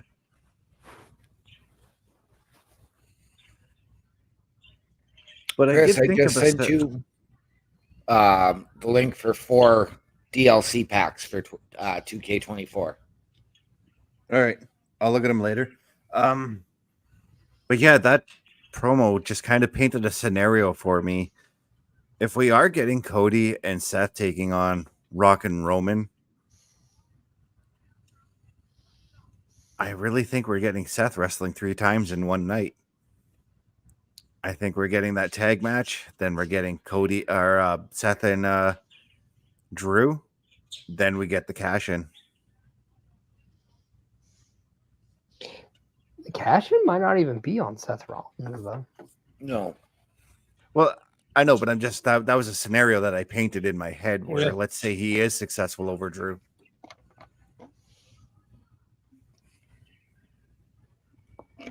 Because now you've got this beaten up, tired up Seth Rollins, who's wrestled 2 grueling matches. That'd be the spot where I'd cash in. Yeah. I don't think we're getting that tag match at Mania, though. I mean, Seth Rollins did say he wants this done before WrestleMania. Mm-hmm. Yeah. But who's to say that we don't get it at WrestleMania night 1? And then maybe night 2 we have Seth and Drew open the show and have Roman and Cody close it. Right? It's not something I'd want, but it's something that you must do. You got to do that tag match at some point.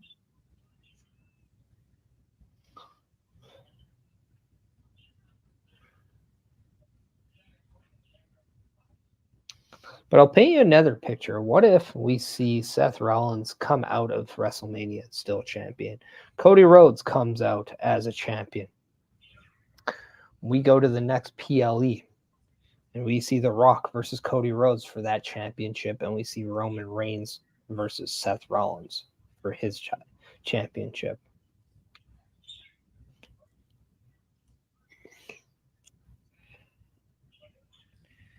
That's a situation where I'm going to hope that Seth wins. But I think if Roman loses the belt, I think Roman's going to take significant time off. Maybe we don't see him back until SummerSlam. See, I don't think he takes a lot of time off. I think he takes some time off, but I don't think it needs to be right after WrestleMania. I think it can very well be May. I think you could get Backlash and then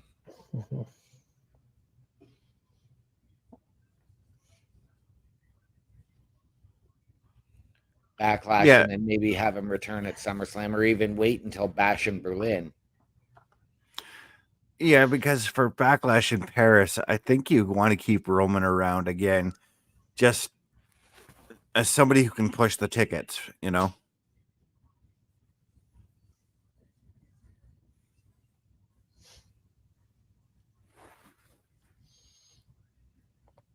I think it all depends on how this story plays out after WrestleMania. Like, what is the end game?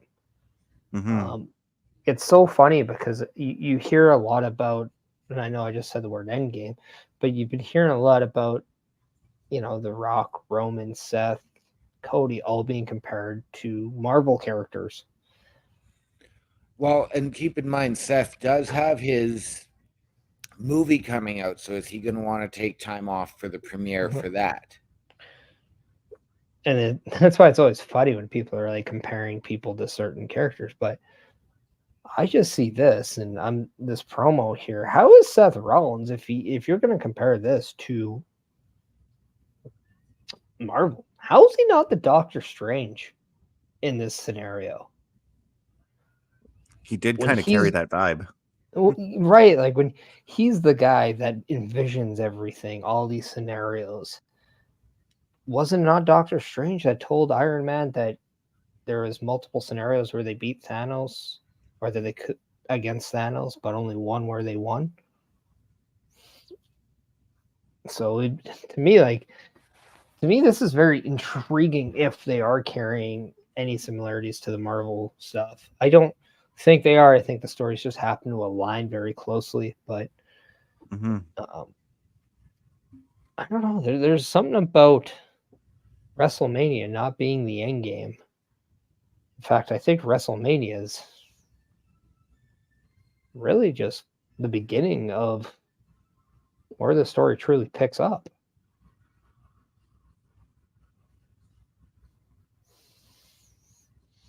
Bobby Bonino coming in and saying, what if they do a cash-in night after WrestleMania? They could.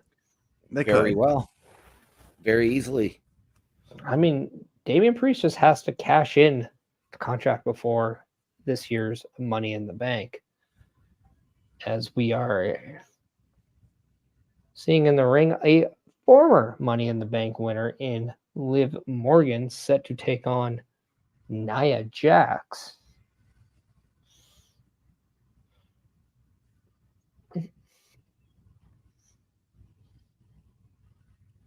A former Money in the Bank winner taking on someone who's had the Money in the Bank cashed in on her. Mm-hmm.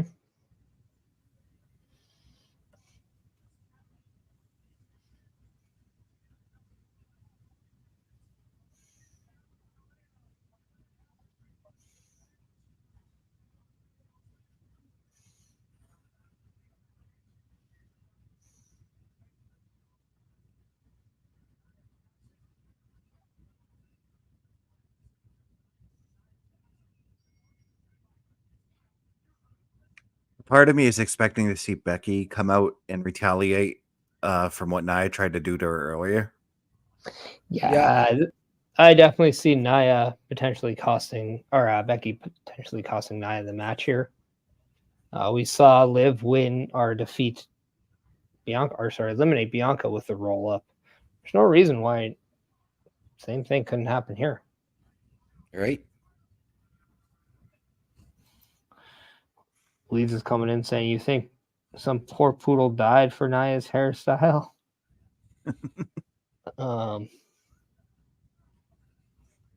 Either that or some static shock happened earlier in the day and there was a whoopsie going on. Or she could be Sideshow Jax.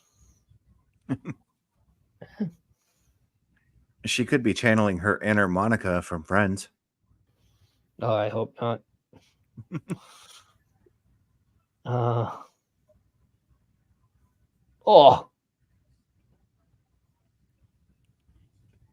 that wasn't half bad. Nia Jax had basically what used to be referred to as a Brock lock on Liv Morgan, only to use her as more of a slingshot into the middle turnbuckle. Yeah, Followed Nia by a Jax leg just drop to hurt the her outside. hole.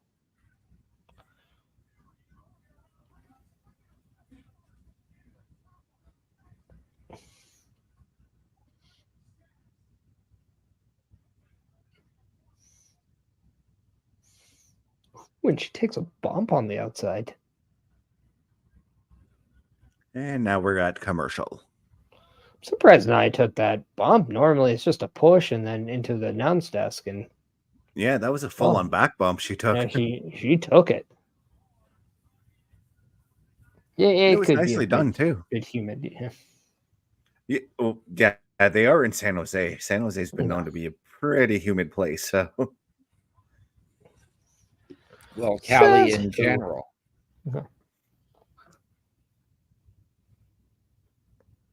Yeah, they don't get the 30 centimeters of snow like this guy got this morning. oh, Sounds like a you problem.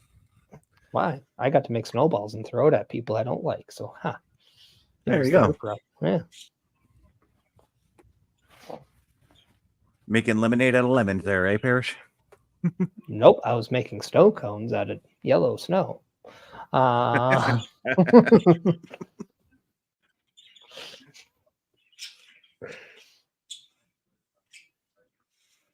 $5. And we woke up to a bit of snow drifting on us today too, but it all melted away by the afternoon. Yeah, we sadly have the minus weather for the next 10 days at the very Yeah. least before it Tomorrow goes back. tomorrow we're supposed to hit almost 10 degrees and then drop to minus 20 for Wednesday and Thursday. Fuck that. I'm supposed to be going out in that damn weather on Get all those your 2 jokes days. out now at me because Wednesday comes and it's gonna be booyah, bitches. What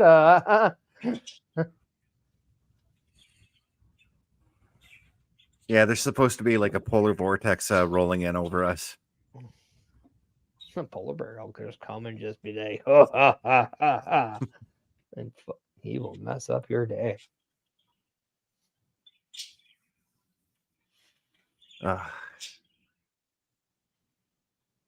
This is an interesting.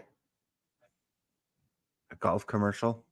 Yeah, just puts a little piece of grass on the highway and then just starts ripping them.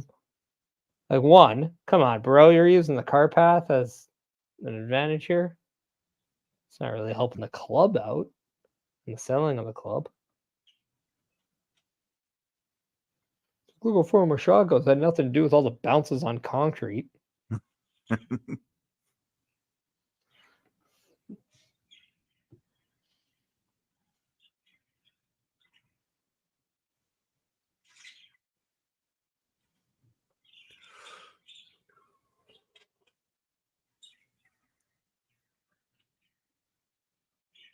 As we're nearing the end with just a little over a half hour left, we have still Grayson Waller taking on Cody Rhodes. That will be the main event of the night. So thoughts on what we can expect to see out of the main event tonight? I think we're going to get a surprisingly good match out of these two.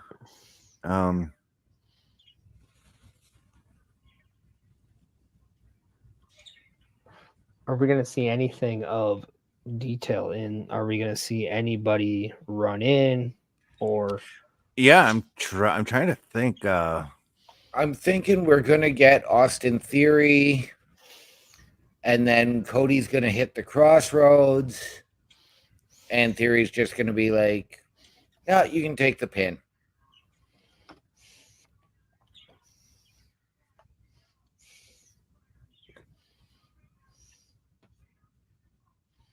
It's interesting that we haven't seen Jey Uso yet tonight. Right? But did this Raw really need Jey? I have a feeling he's going to show up. I have a feeling Jay's showing up on SmackDown. I get a feeling he shows up tonight based on Jimmy and Solo maybe interrupting Grayson Waller and Cody. Either one of the two. And then we get Jey coming out to retaliate. Because let's face it, Roman's going to do anything he wants to or he can to take Cody down. Morgan hits the code breaker off the top. Does not get the win here, but a very smooth little transition there. I was going to say, yeah, beautifully executed. And you may have seen a little bit of rust or hesitation on Liv Morgan in the chamber. You're not seeing that here tonight. And Nia just looks like she's zoned in once again. And these girls are putting on a really good match. Mm-hmm. Yep. Well, both women lost at the Chamber. Both women are now working to redeem themselves from their losses. So there's a bit of a desperation between these two women.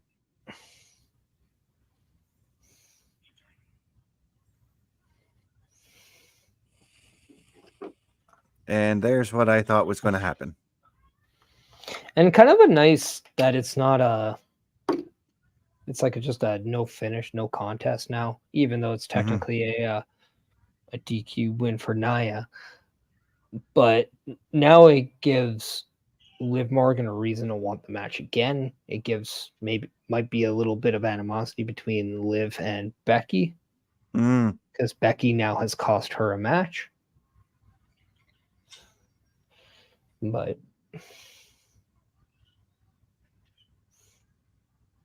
I think what you're doing with this is you're setting up a number of feuds for Becky post Mania. Let's say she wins the title from Rhea. I know we just had this little feud that resulted in neither of them winning, and Nia beating Becky and Becky having the broken nose. But do we really need to go down this road again? Yeah, considering that was 3 years ago. No, this happened just recently on Raw since Nia's return.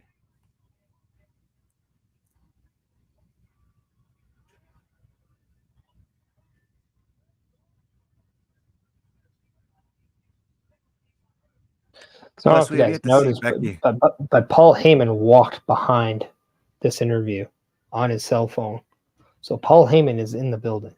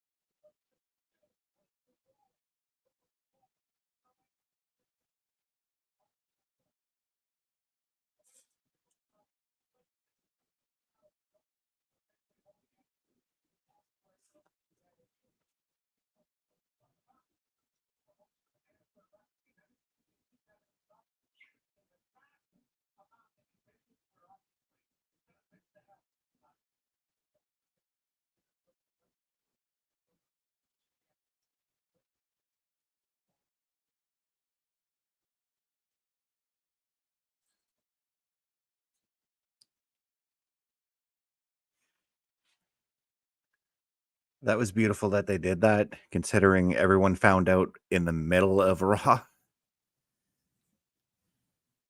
They took the picture I was going to use for my thumbnail, though. Just use it. It's a good photo. I am. Good.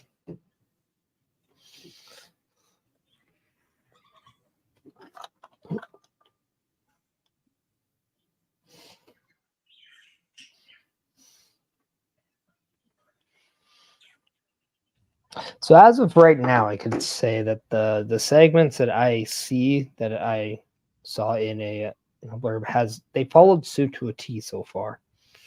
There's been a few things that have been added to it, but it's really when you look at the grand scheme things, they're more or less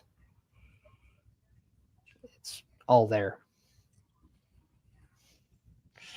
So it's a very intriguing of what to expect. I will tell you guys after the broadcast. Yeah. So right now, in your case, because you've already seen like these semi-spoilers, it's interesting for you to see how they're playing out right now. Well, for me personally, like I'll say this, like I'll PVR an episode of whatever, and I'll still watch it because it's not so much like for me, it's not so much knowing the finish per se. Like when I'm watching it live, yes, I don't want to know what's happening. If I make that attempt to not pay attention to the social media or anything like that and just watch it because I want to be ultimately surprised. Yeah, of course I don't want spoilers because I want to see the whole thing transpire throughout. But typically I'm someone like when I watch something and I know it's past due, and I know the result, I'm more intrigued with how do they got there, why did they get there, and all that, those little intricate details. Because to me, it's like one thing. It's like you might not like the result, but you might really understand it better knowing how and why they went there. And to me, that's always the difference between a black and white thing, like knowing a result or not. Yeah, that's basically you just described what watching Wrestle Kingdom 9 for me was like. So I ordered the later edition of that pay-per-view because of the fact that I was on the set working doing work on Vikings that day. I knew I was going to miss the live show, period. So I ordered the later show. I still got the spoilers on my phone and read them because there was long breaks in between takes and I got bored. But I was interested in seeing how they got to those finishes for each match. Yeah. So that's what made me go back and watch that show again.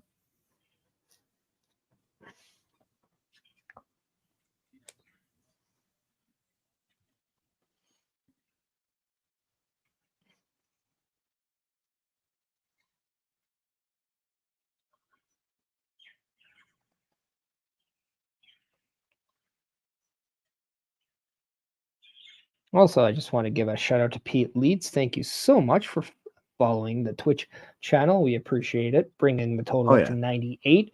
We are just inching that much closer now to that 100. 2 more. Very good, Chris. You get a gold star. Thank you. Thank you very much. And like a good heel, I take it away. Ha ha.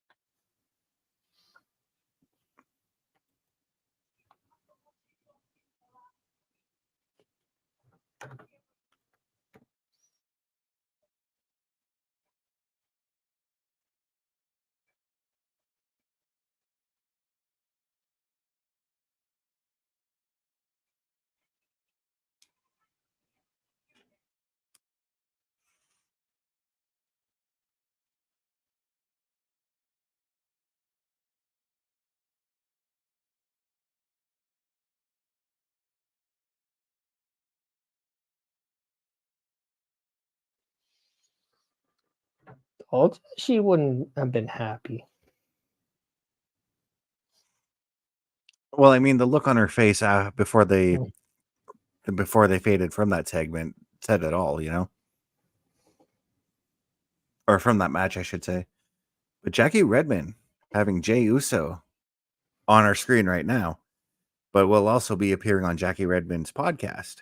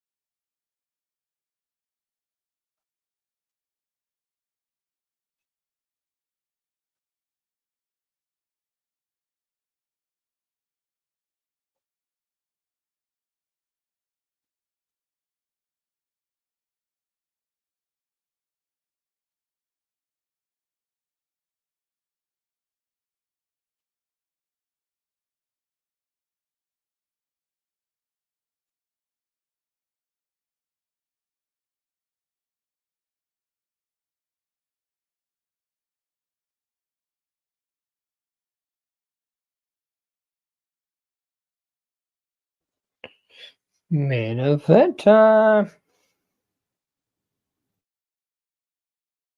I guess that's what we're doing with Jay and Drew right now. Is we're just going to give them a little bit of a mini feud while they're doing their main feud.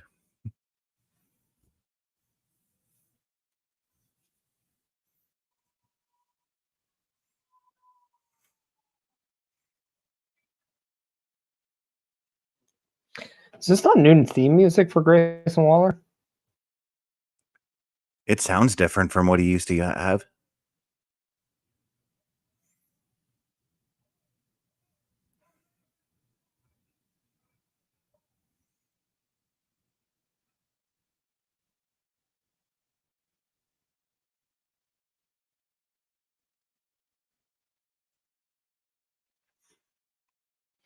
Yeah, I believe this is new theme music for Grayson Waller. Mm-hmm. So Pete says, so a 5-minute match now. I think it'll be a little bit longer than that, but Yep. I mean, that was always my pickup line. But Bobby Stats is coming in and saying it's great to see Grayson Waller on Raw and wrestle against Cody Rhodes. So yeah, I mean, I have a feeling something's going to go down tonight. Uh-huh.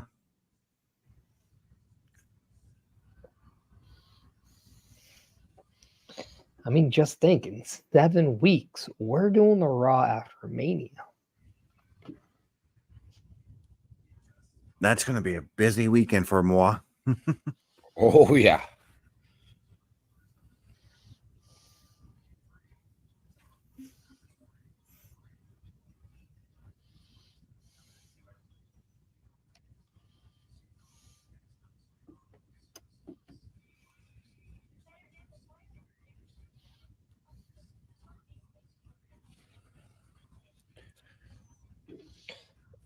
So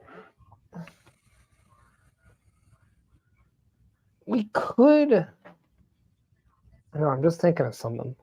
If KO doesn't have the story with Logan Paul, and we have Randy Orton versus Logan Paul, Mm-hmm. maybe we get a U.S. title match on a SmackDown, and maybe a Grayson Waller or Austin Theory.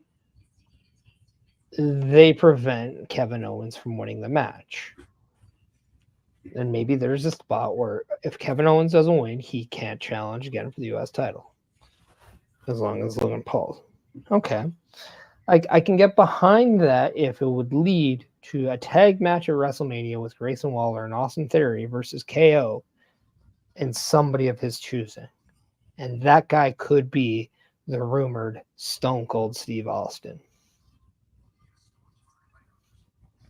Okay. That would be a gigantic rub for Theory and Waller, you know? Yep. I mean, Austin Theory's already done something with Stone Cold at WrestleMania. Mm-hmm. Yep. And so is KO. So, I mean, it's not a bad spot to put that in if it's a thing. I don't know. I still like my idea of U.S. champion better, though. I do like that one too, actually. And I wouldn't be opposed to Randy, Logan, and KO in a triple threat. I really wouldn't be. But like, okay, this is something that I would even contemplate doing instead of Logan Paul and Randy Orton. Why don't we have something similar where Randy gets a U.S. title shot that gets prevented by the Austin Theory and Grayson Waller? He needs a partner to go up against them. What happens if we have Randy Orton and John Cena versus Grayson Waller and Austin Theory? It'd be old guard versus new guard, really. 100%. But next Monday, Jey Uso, Drew McIntyre, 1-on-1. Also next Monday, Becky Lynch goes 1-on-1 with Nia Jax. Yes. Adam Pearce made that official right before commercial break.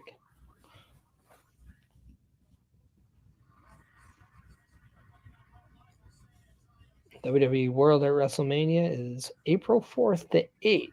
Tickets on sale now at fanaticsevents.com/WWE. Is that basically going to be like It's their the shop? new name. It's the new name for Access. Oh, okay. Yeah. I kind of like that name better than Access, to be honest with you. I actually like Access better. Yeah, I'm with you, Parrish. Well, either or, I could take it or leave it. I just want to go to the thing. I don't hate the switch, but I don't know, to me, WWE World, it's like cool. It sounds like a theme park, though. What the fuck is that? Like, seriously. WWE World. Oh, good, because World is just what the first W in WWE stands for. It was also the name of their restaurant after they stopped calling it WWF New York City or WWF New York. I mean, Yeah, but didn't they have one in Toronto called that? Niagara Falls. yeah. Well, that's even a worse name.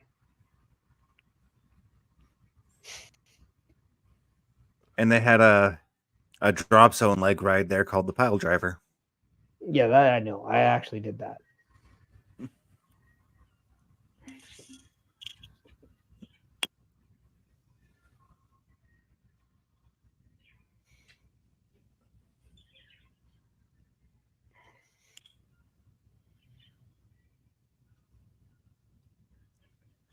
All right. Pete Leeds is coming in and asking, "Are you a Cody crybaby?" He says, follows that up with, "I am. I definitely am a Cody crybaby."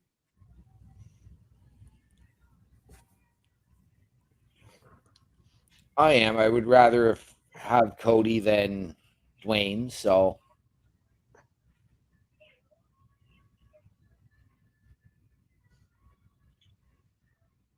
Are you okay, Bubba Duke? You've been rather quiet for the last while, dude. Maybe he is watching porn. He's looking really focused now. Ooh. Or it's like he's going old school, like the early 90s when it comes to pay-per-view. He doesn't get the channel, but he gets the black and white squiggly lines, but he gets just full audio. Yeah.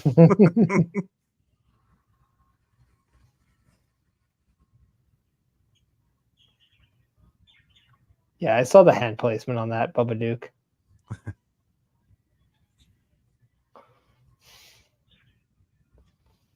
Just put you on the solo layout and see what's up.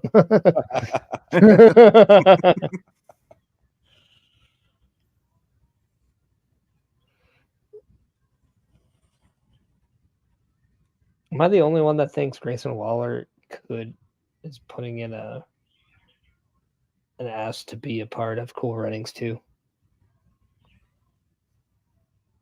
Definitely has that look with that outfit. I wonder if those shorts were Jamaican Kofi crazy. Oh wait, now I get why Kofi wasn't wearing his shorts, because Grayson Waller's here and Grayson Waller caught him.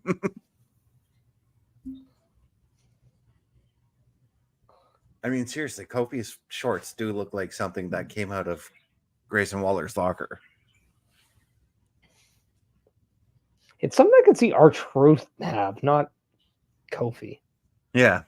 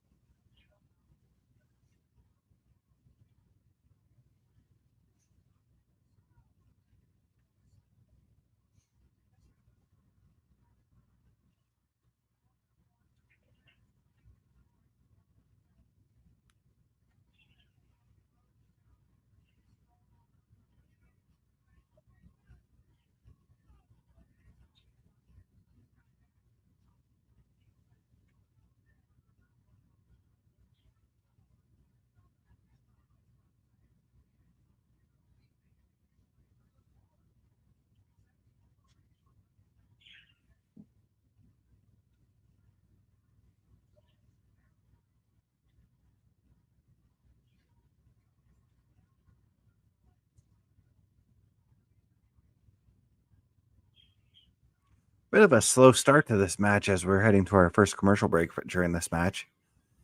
But I kind of like where it's going so far. Yeah, I mean, 9 times out of 10, if a match starts slow and you're kind of just like, okay, I want it to be a little bit faster paced, it usually is more primed to hit and go near the end. So I think we're okay here.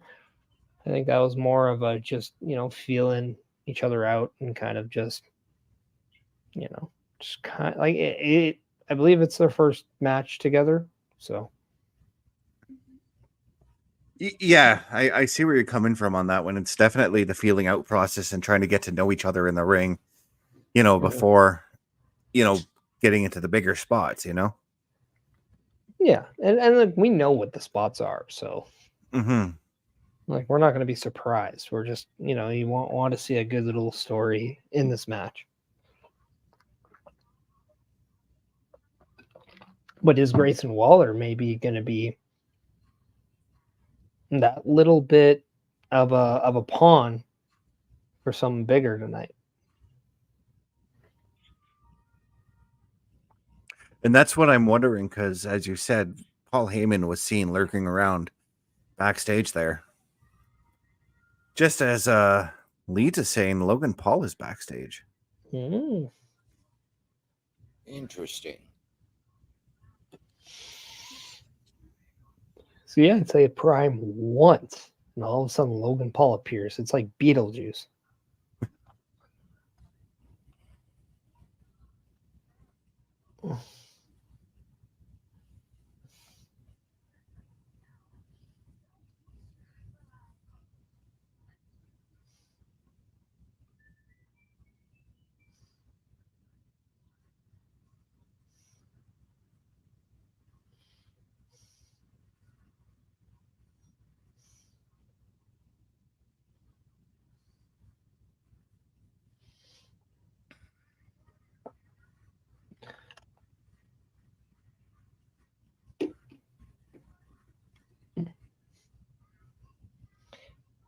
Now, by chance, if we do see something with Logan Paul, does that mean we're going to see something with KO or Randy Orton?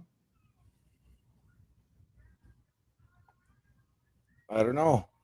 But let's not forget who was the person that brought Logan Paul into WWE. Well, I think that The Miz has distanced himself far enough from Logan Paul. I'm not talking about The Miz. The Miz brought him in as a wrestler. Who was the one that actually brought him to WWE in the first place? Triple H. Sami Zayn?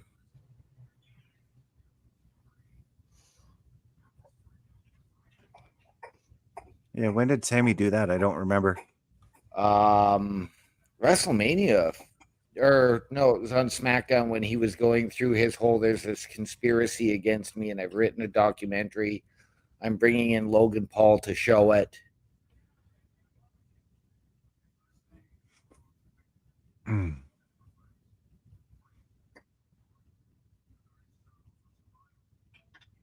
was that the first time Logan Paul did anything? That was when he first got introduced. That was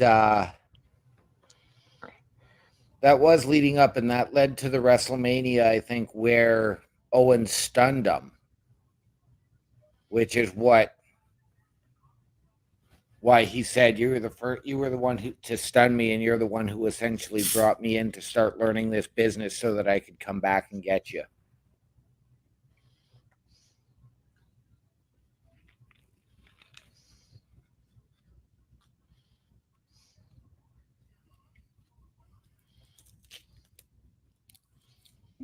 We're back from commercial. Cody Rhodes seems to be in full advantage. So this is one thing I'm noticing tonight too is we left for a commercial break. We had Cody holding the advantage. We come back, Cody still has the advantage. That's something I've noticed has been a change as far as production goes.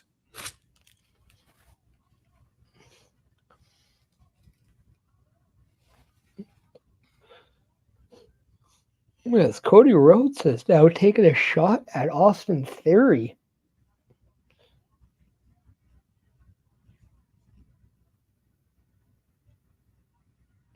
Which allows Grayson Waller to keep his eye on the ball.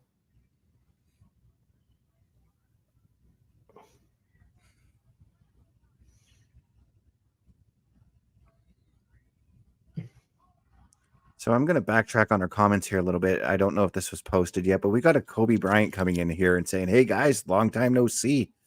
It's been a minute since seeing you on our show, Kobe. Glad you found us."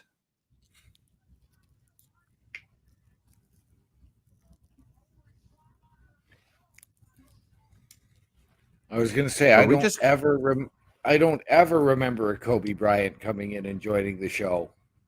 Oh, dude. Yeah, he was here last week. You know.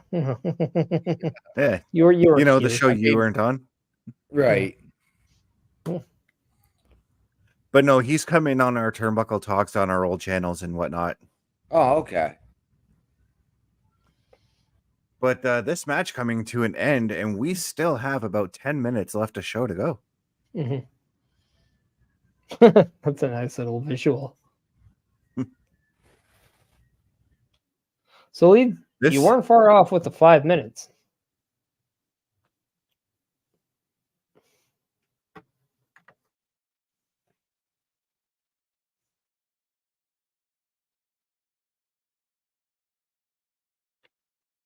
And there is the wise man himself.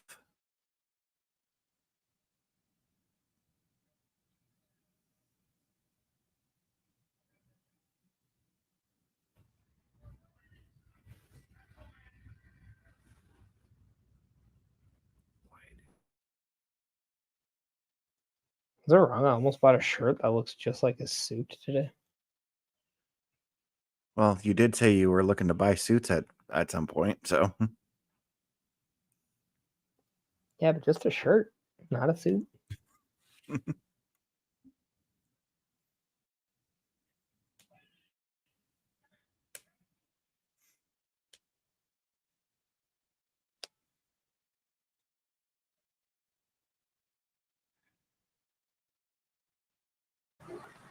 It's a pretty interesting finish to that match.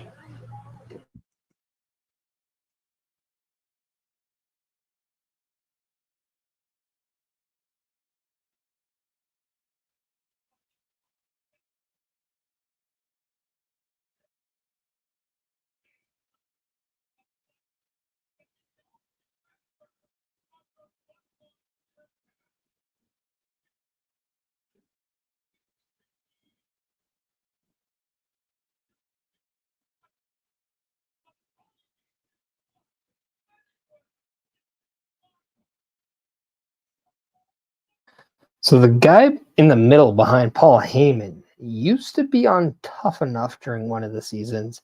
I'll let you figure out who.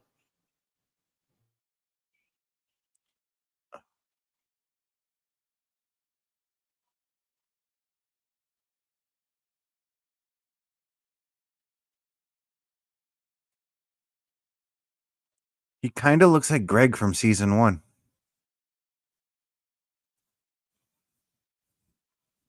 I know that guy would be too old by now because that guy would be in his 40s.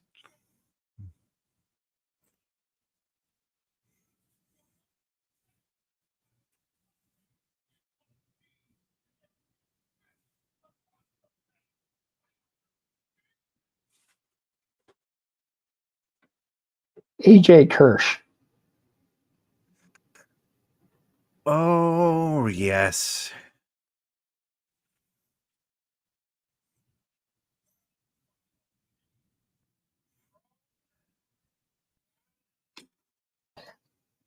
Tribal Chief.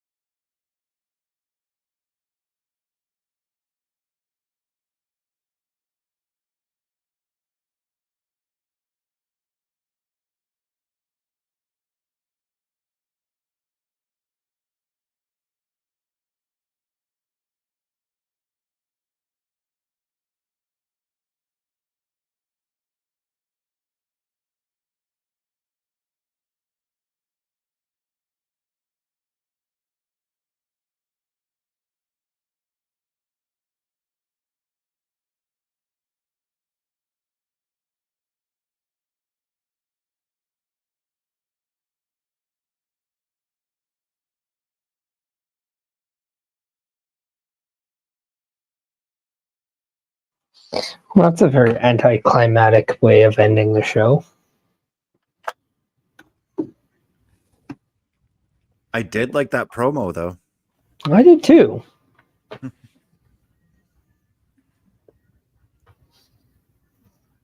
OMD, what do you make of what just happened there?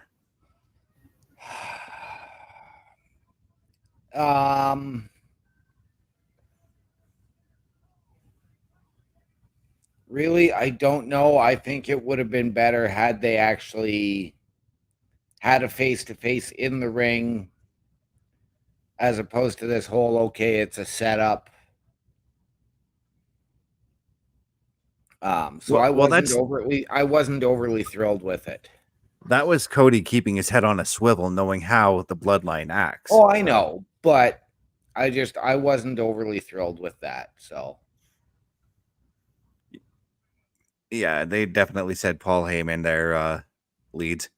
Bubba, what did you make of that? Oh, you're still watching the ending. That was epic. So is the sound that you're playing. Oh. Say what? Turn your TV down. I did. You can. There's a volume button. I did turn it down. It's on 1. Oh. And it's blaring through your microphone.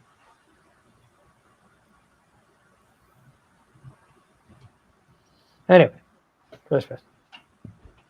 I thought that finish was fantastic. I like how it built the heat. You don't necessarily need to have Roman at Raw. You don't necessarily need to have Cody at SmackDown every week. no. So no, why you not don't. use other members of the bloodline to further that feud? It's not so much like I hated the fact that we got like a Paul Heyman, Cody Rhodes thing, but it's the fact that like, what did it really add? What all did that Cody is hunting the bloodline? Well, yeah, like okay, fine.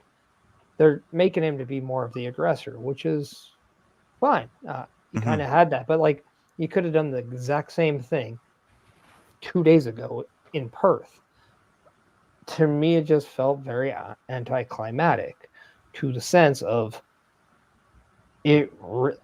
I could have really have just benefited from 5 extra minutes of a match, to be honest, because I don't think it really made the feud that much bigger.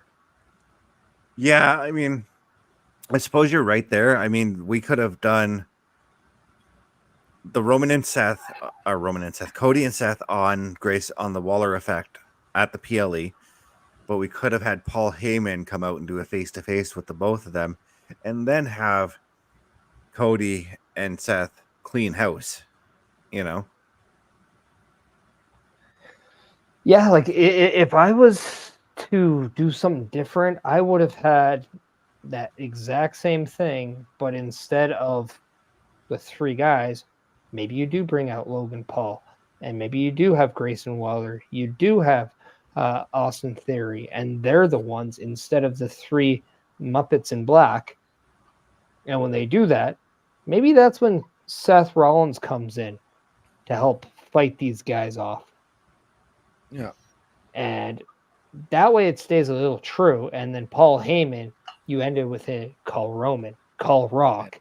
And that's where the screen goes black, because now you got a visual proof of Seth and Cody fighting together. Yep. Maybe you solidifying their union. Maybe you add Jey Uso into that as well, so that it adds that element as well for the Jey versus Jimmy. I think first I would have done Cody and Seth, and then down the road, yeah. But also, Jey just got into with Drew, so we have no idea where that kind of stems. And then if you bring in Jey, now you have to bring in Drew, and I think that's just convoluting the scene at that point. Right. Yeah. No, I agree. Yeah, it just makes it look like War Games all over again to a degree. Yeah. But instead of Judgment Day, it's Bloodlines. Yeah. Yeah, but it is what it is. Yeah. On that note, what do you say we hand out those socials there, starting with you, OMD? Well, the people, they can find me on the Book of Faces under my real name, Daniel Hrycyk, Hrycyk. On Snapchat, One Man Dynamic, capitals OM and D. On Twitch at OMD17, and on Discord at OMD6370. Every Monday, they can find me right here with you guys and our normal host, Carl Carafel, doing Raw Patrol. Tuesdays at 8:05 with Chris Best and as well Carl Carafel on most times, doing Turnbuckle Talk, and Thursdays with the gentleman right below me, Bubba Duke, on the Boar's Nest. All right. And Mr. Parrish, how about you? Well, you can find me any place, anytime, unlike Dwayne The Rock Johnson. But if you want to find me on the socials, call me on the X at Chris Parrish. You can find me on the Instagram and Threads at Chris.Parrish. You can find me on the YouTube at Chris Parrish, the Twitch at The Chris Parrish, and on Facebook at The Chris Parrish. And if you want to follow me visually, make sure you're checking out every Monday night where the Raw Patrol surveys the wrestling scene in WWE, where they go through Monday Night Raw every Monday at around 8 p.m. Eastern. And then you can see me every Sunday at 12:15 p.m. Eastern with the Chris Parrish podcast, where this week, Joshua, Joseph, and I, we start the episode talking about what we normally end the episode with. And that's some little NFL footballs regarding a little bit of free agency and draft, as that's coming up shortly. Make sure you're checking out rogueenergy.com and use that promo code PARISH, PERISH, to save yourself 10%. And also check out the Chris Parrish podcast on Spotify. All 12 episodes are currently up and running. All right. And how about you, Bubba? Yep, people can catch me on the YouTubes there. Bubba's OMD. I think it's supposed to be OMD Bubba. And at the Twitches there, we're the Boar's Nest with Bubba Duke. And you can catch me Monday nights on the Raw preview and review show with our good friend Double J. And now Terry is our third host for that show. Come check us out. All right. And you guys can find me at youtube.com at CBRS Entertainment, twitch.tv CBRS_entertainment, threads.net at CBestFilms83, facebook.com Chris.Best83, tiktok.com CBRS.entertainment. You can look for me every Monday night alongside these gentlemen and Carl Carafel as we do the Raw Patrol. We survey the land of wrestling every Monday night. Tuesdays, 8:05 p.m. Eastern. You can look for me alongside OMD this Tuesday as we talk Turnbuckle Talk. Usually you'll find Carl Carafel there with us as well. Saturday nights, 8 p.m. Eastern, as I do Saturday Night Gaming, where I will continue the adventures of one Nathan Drake. And let's see. And hell, since he's not here, we'll throw out his socials too. If you want to follow our missing host, Carl Carafel, look him up at Linktree. That's linktr.ee/Carl Carafel. On that note, gentlemen, it has been a pleasure doing the Raw Watch Along, doing the Raw Patrol with you. I'm still trying to get used to the new title. Have a wonderful night, and we'll see you tomorrow night for Turnbuckle Talk.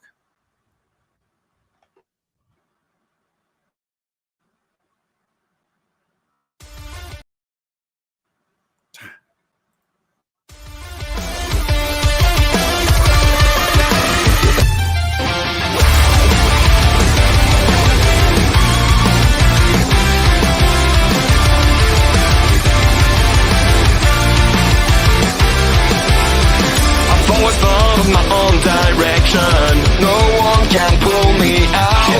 I've always felt different from the others. I'm running away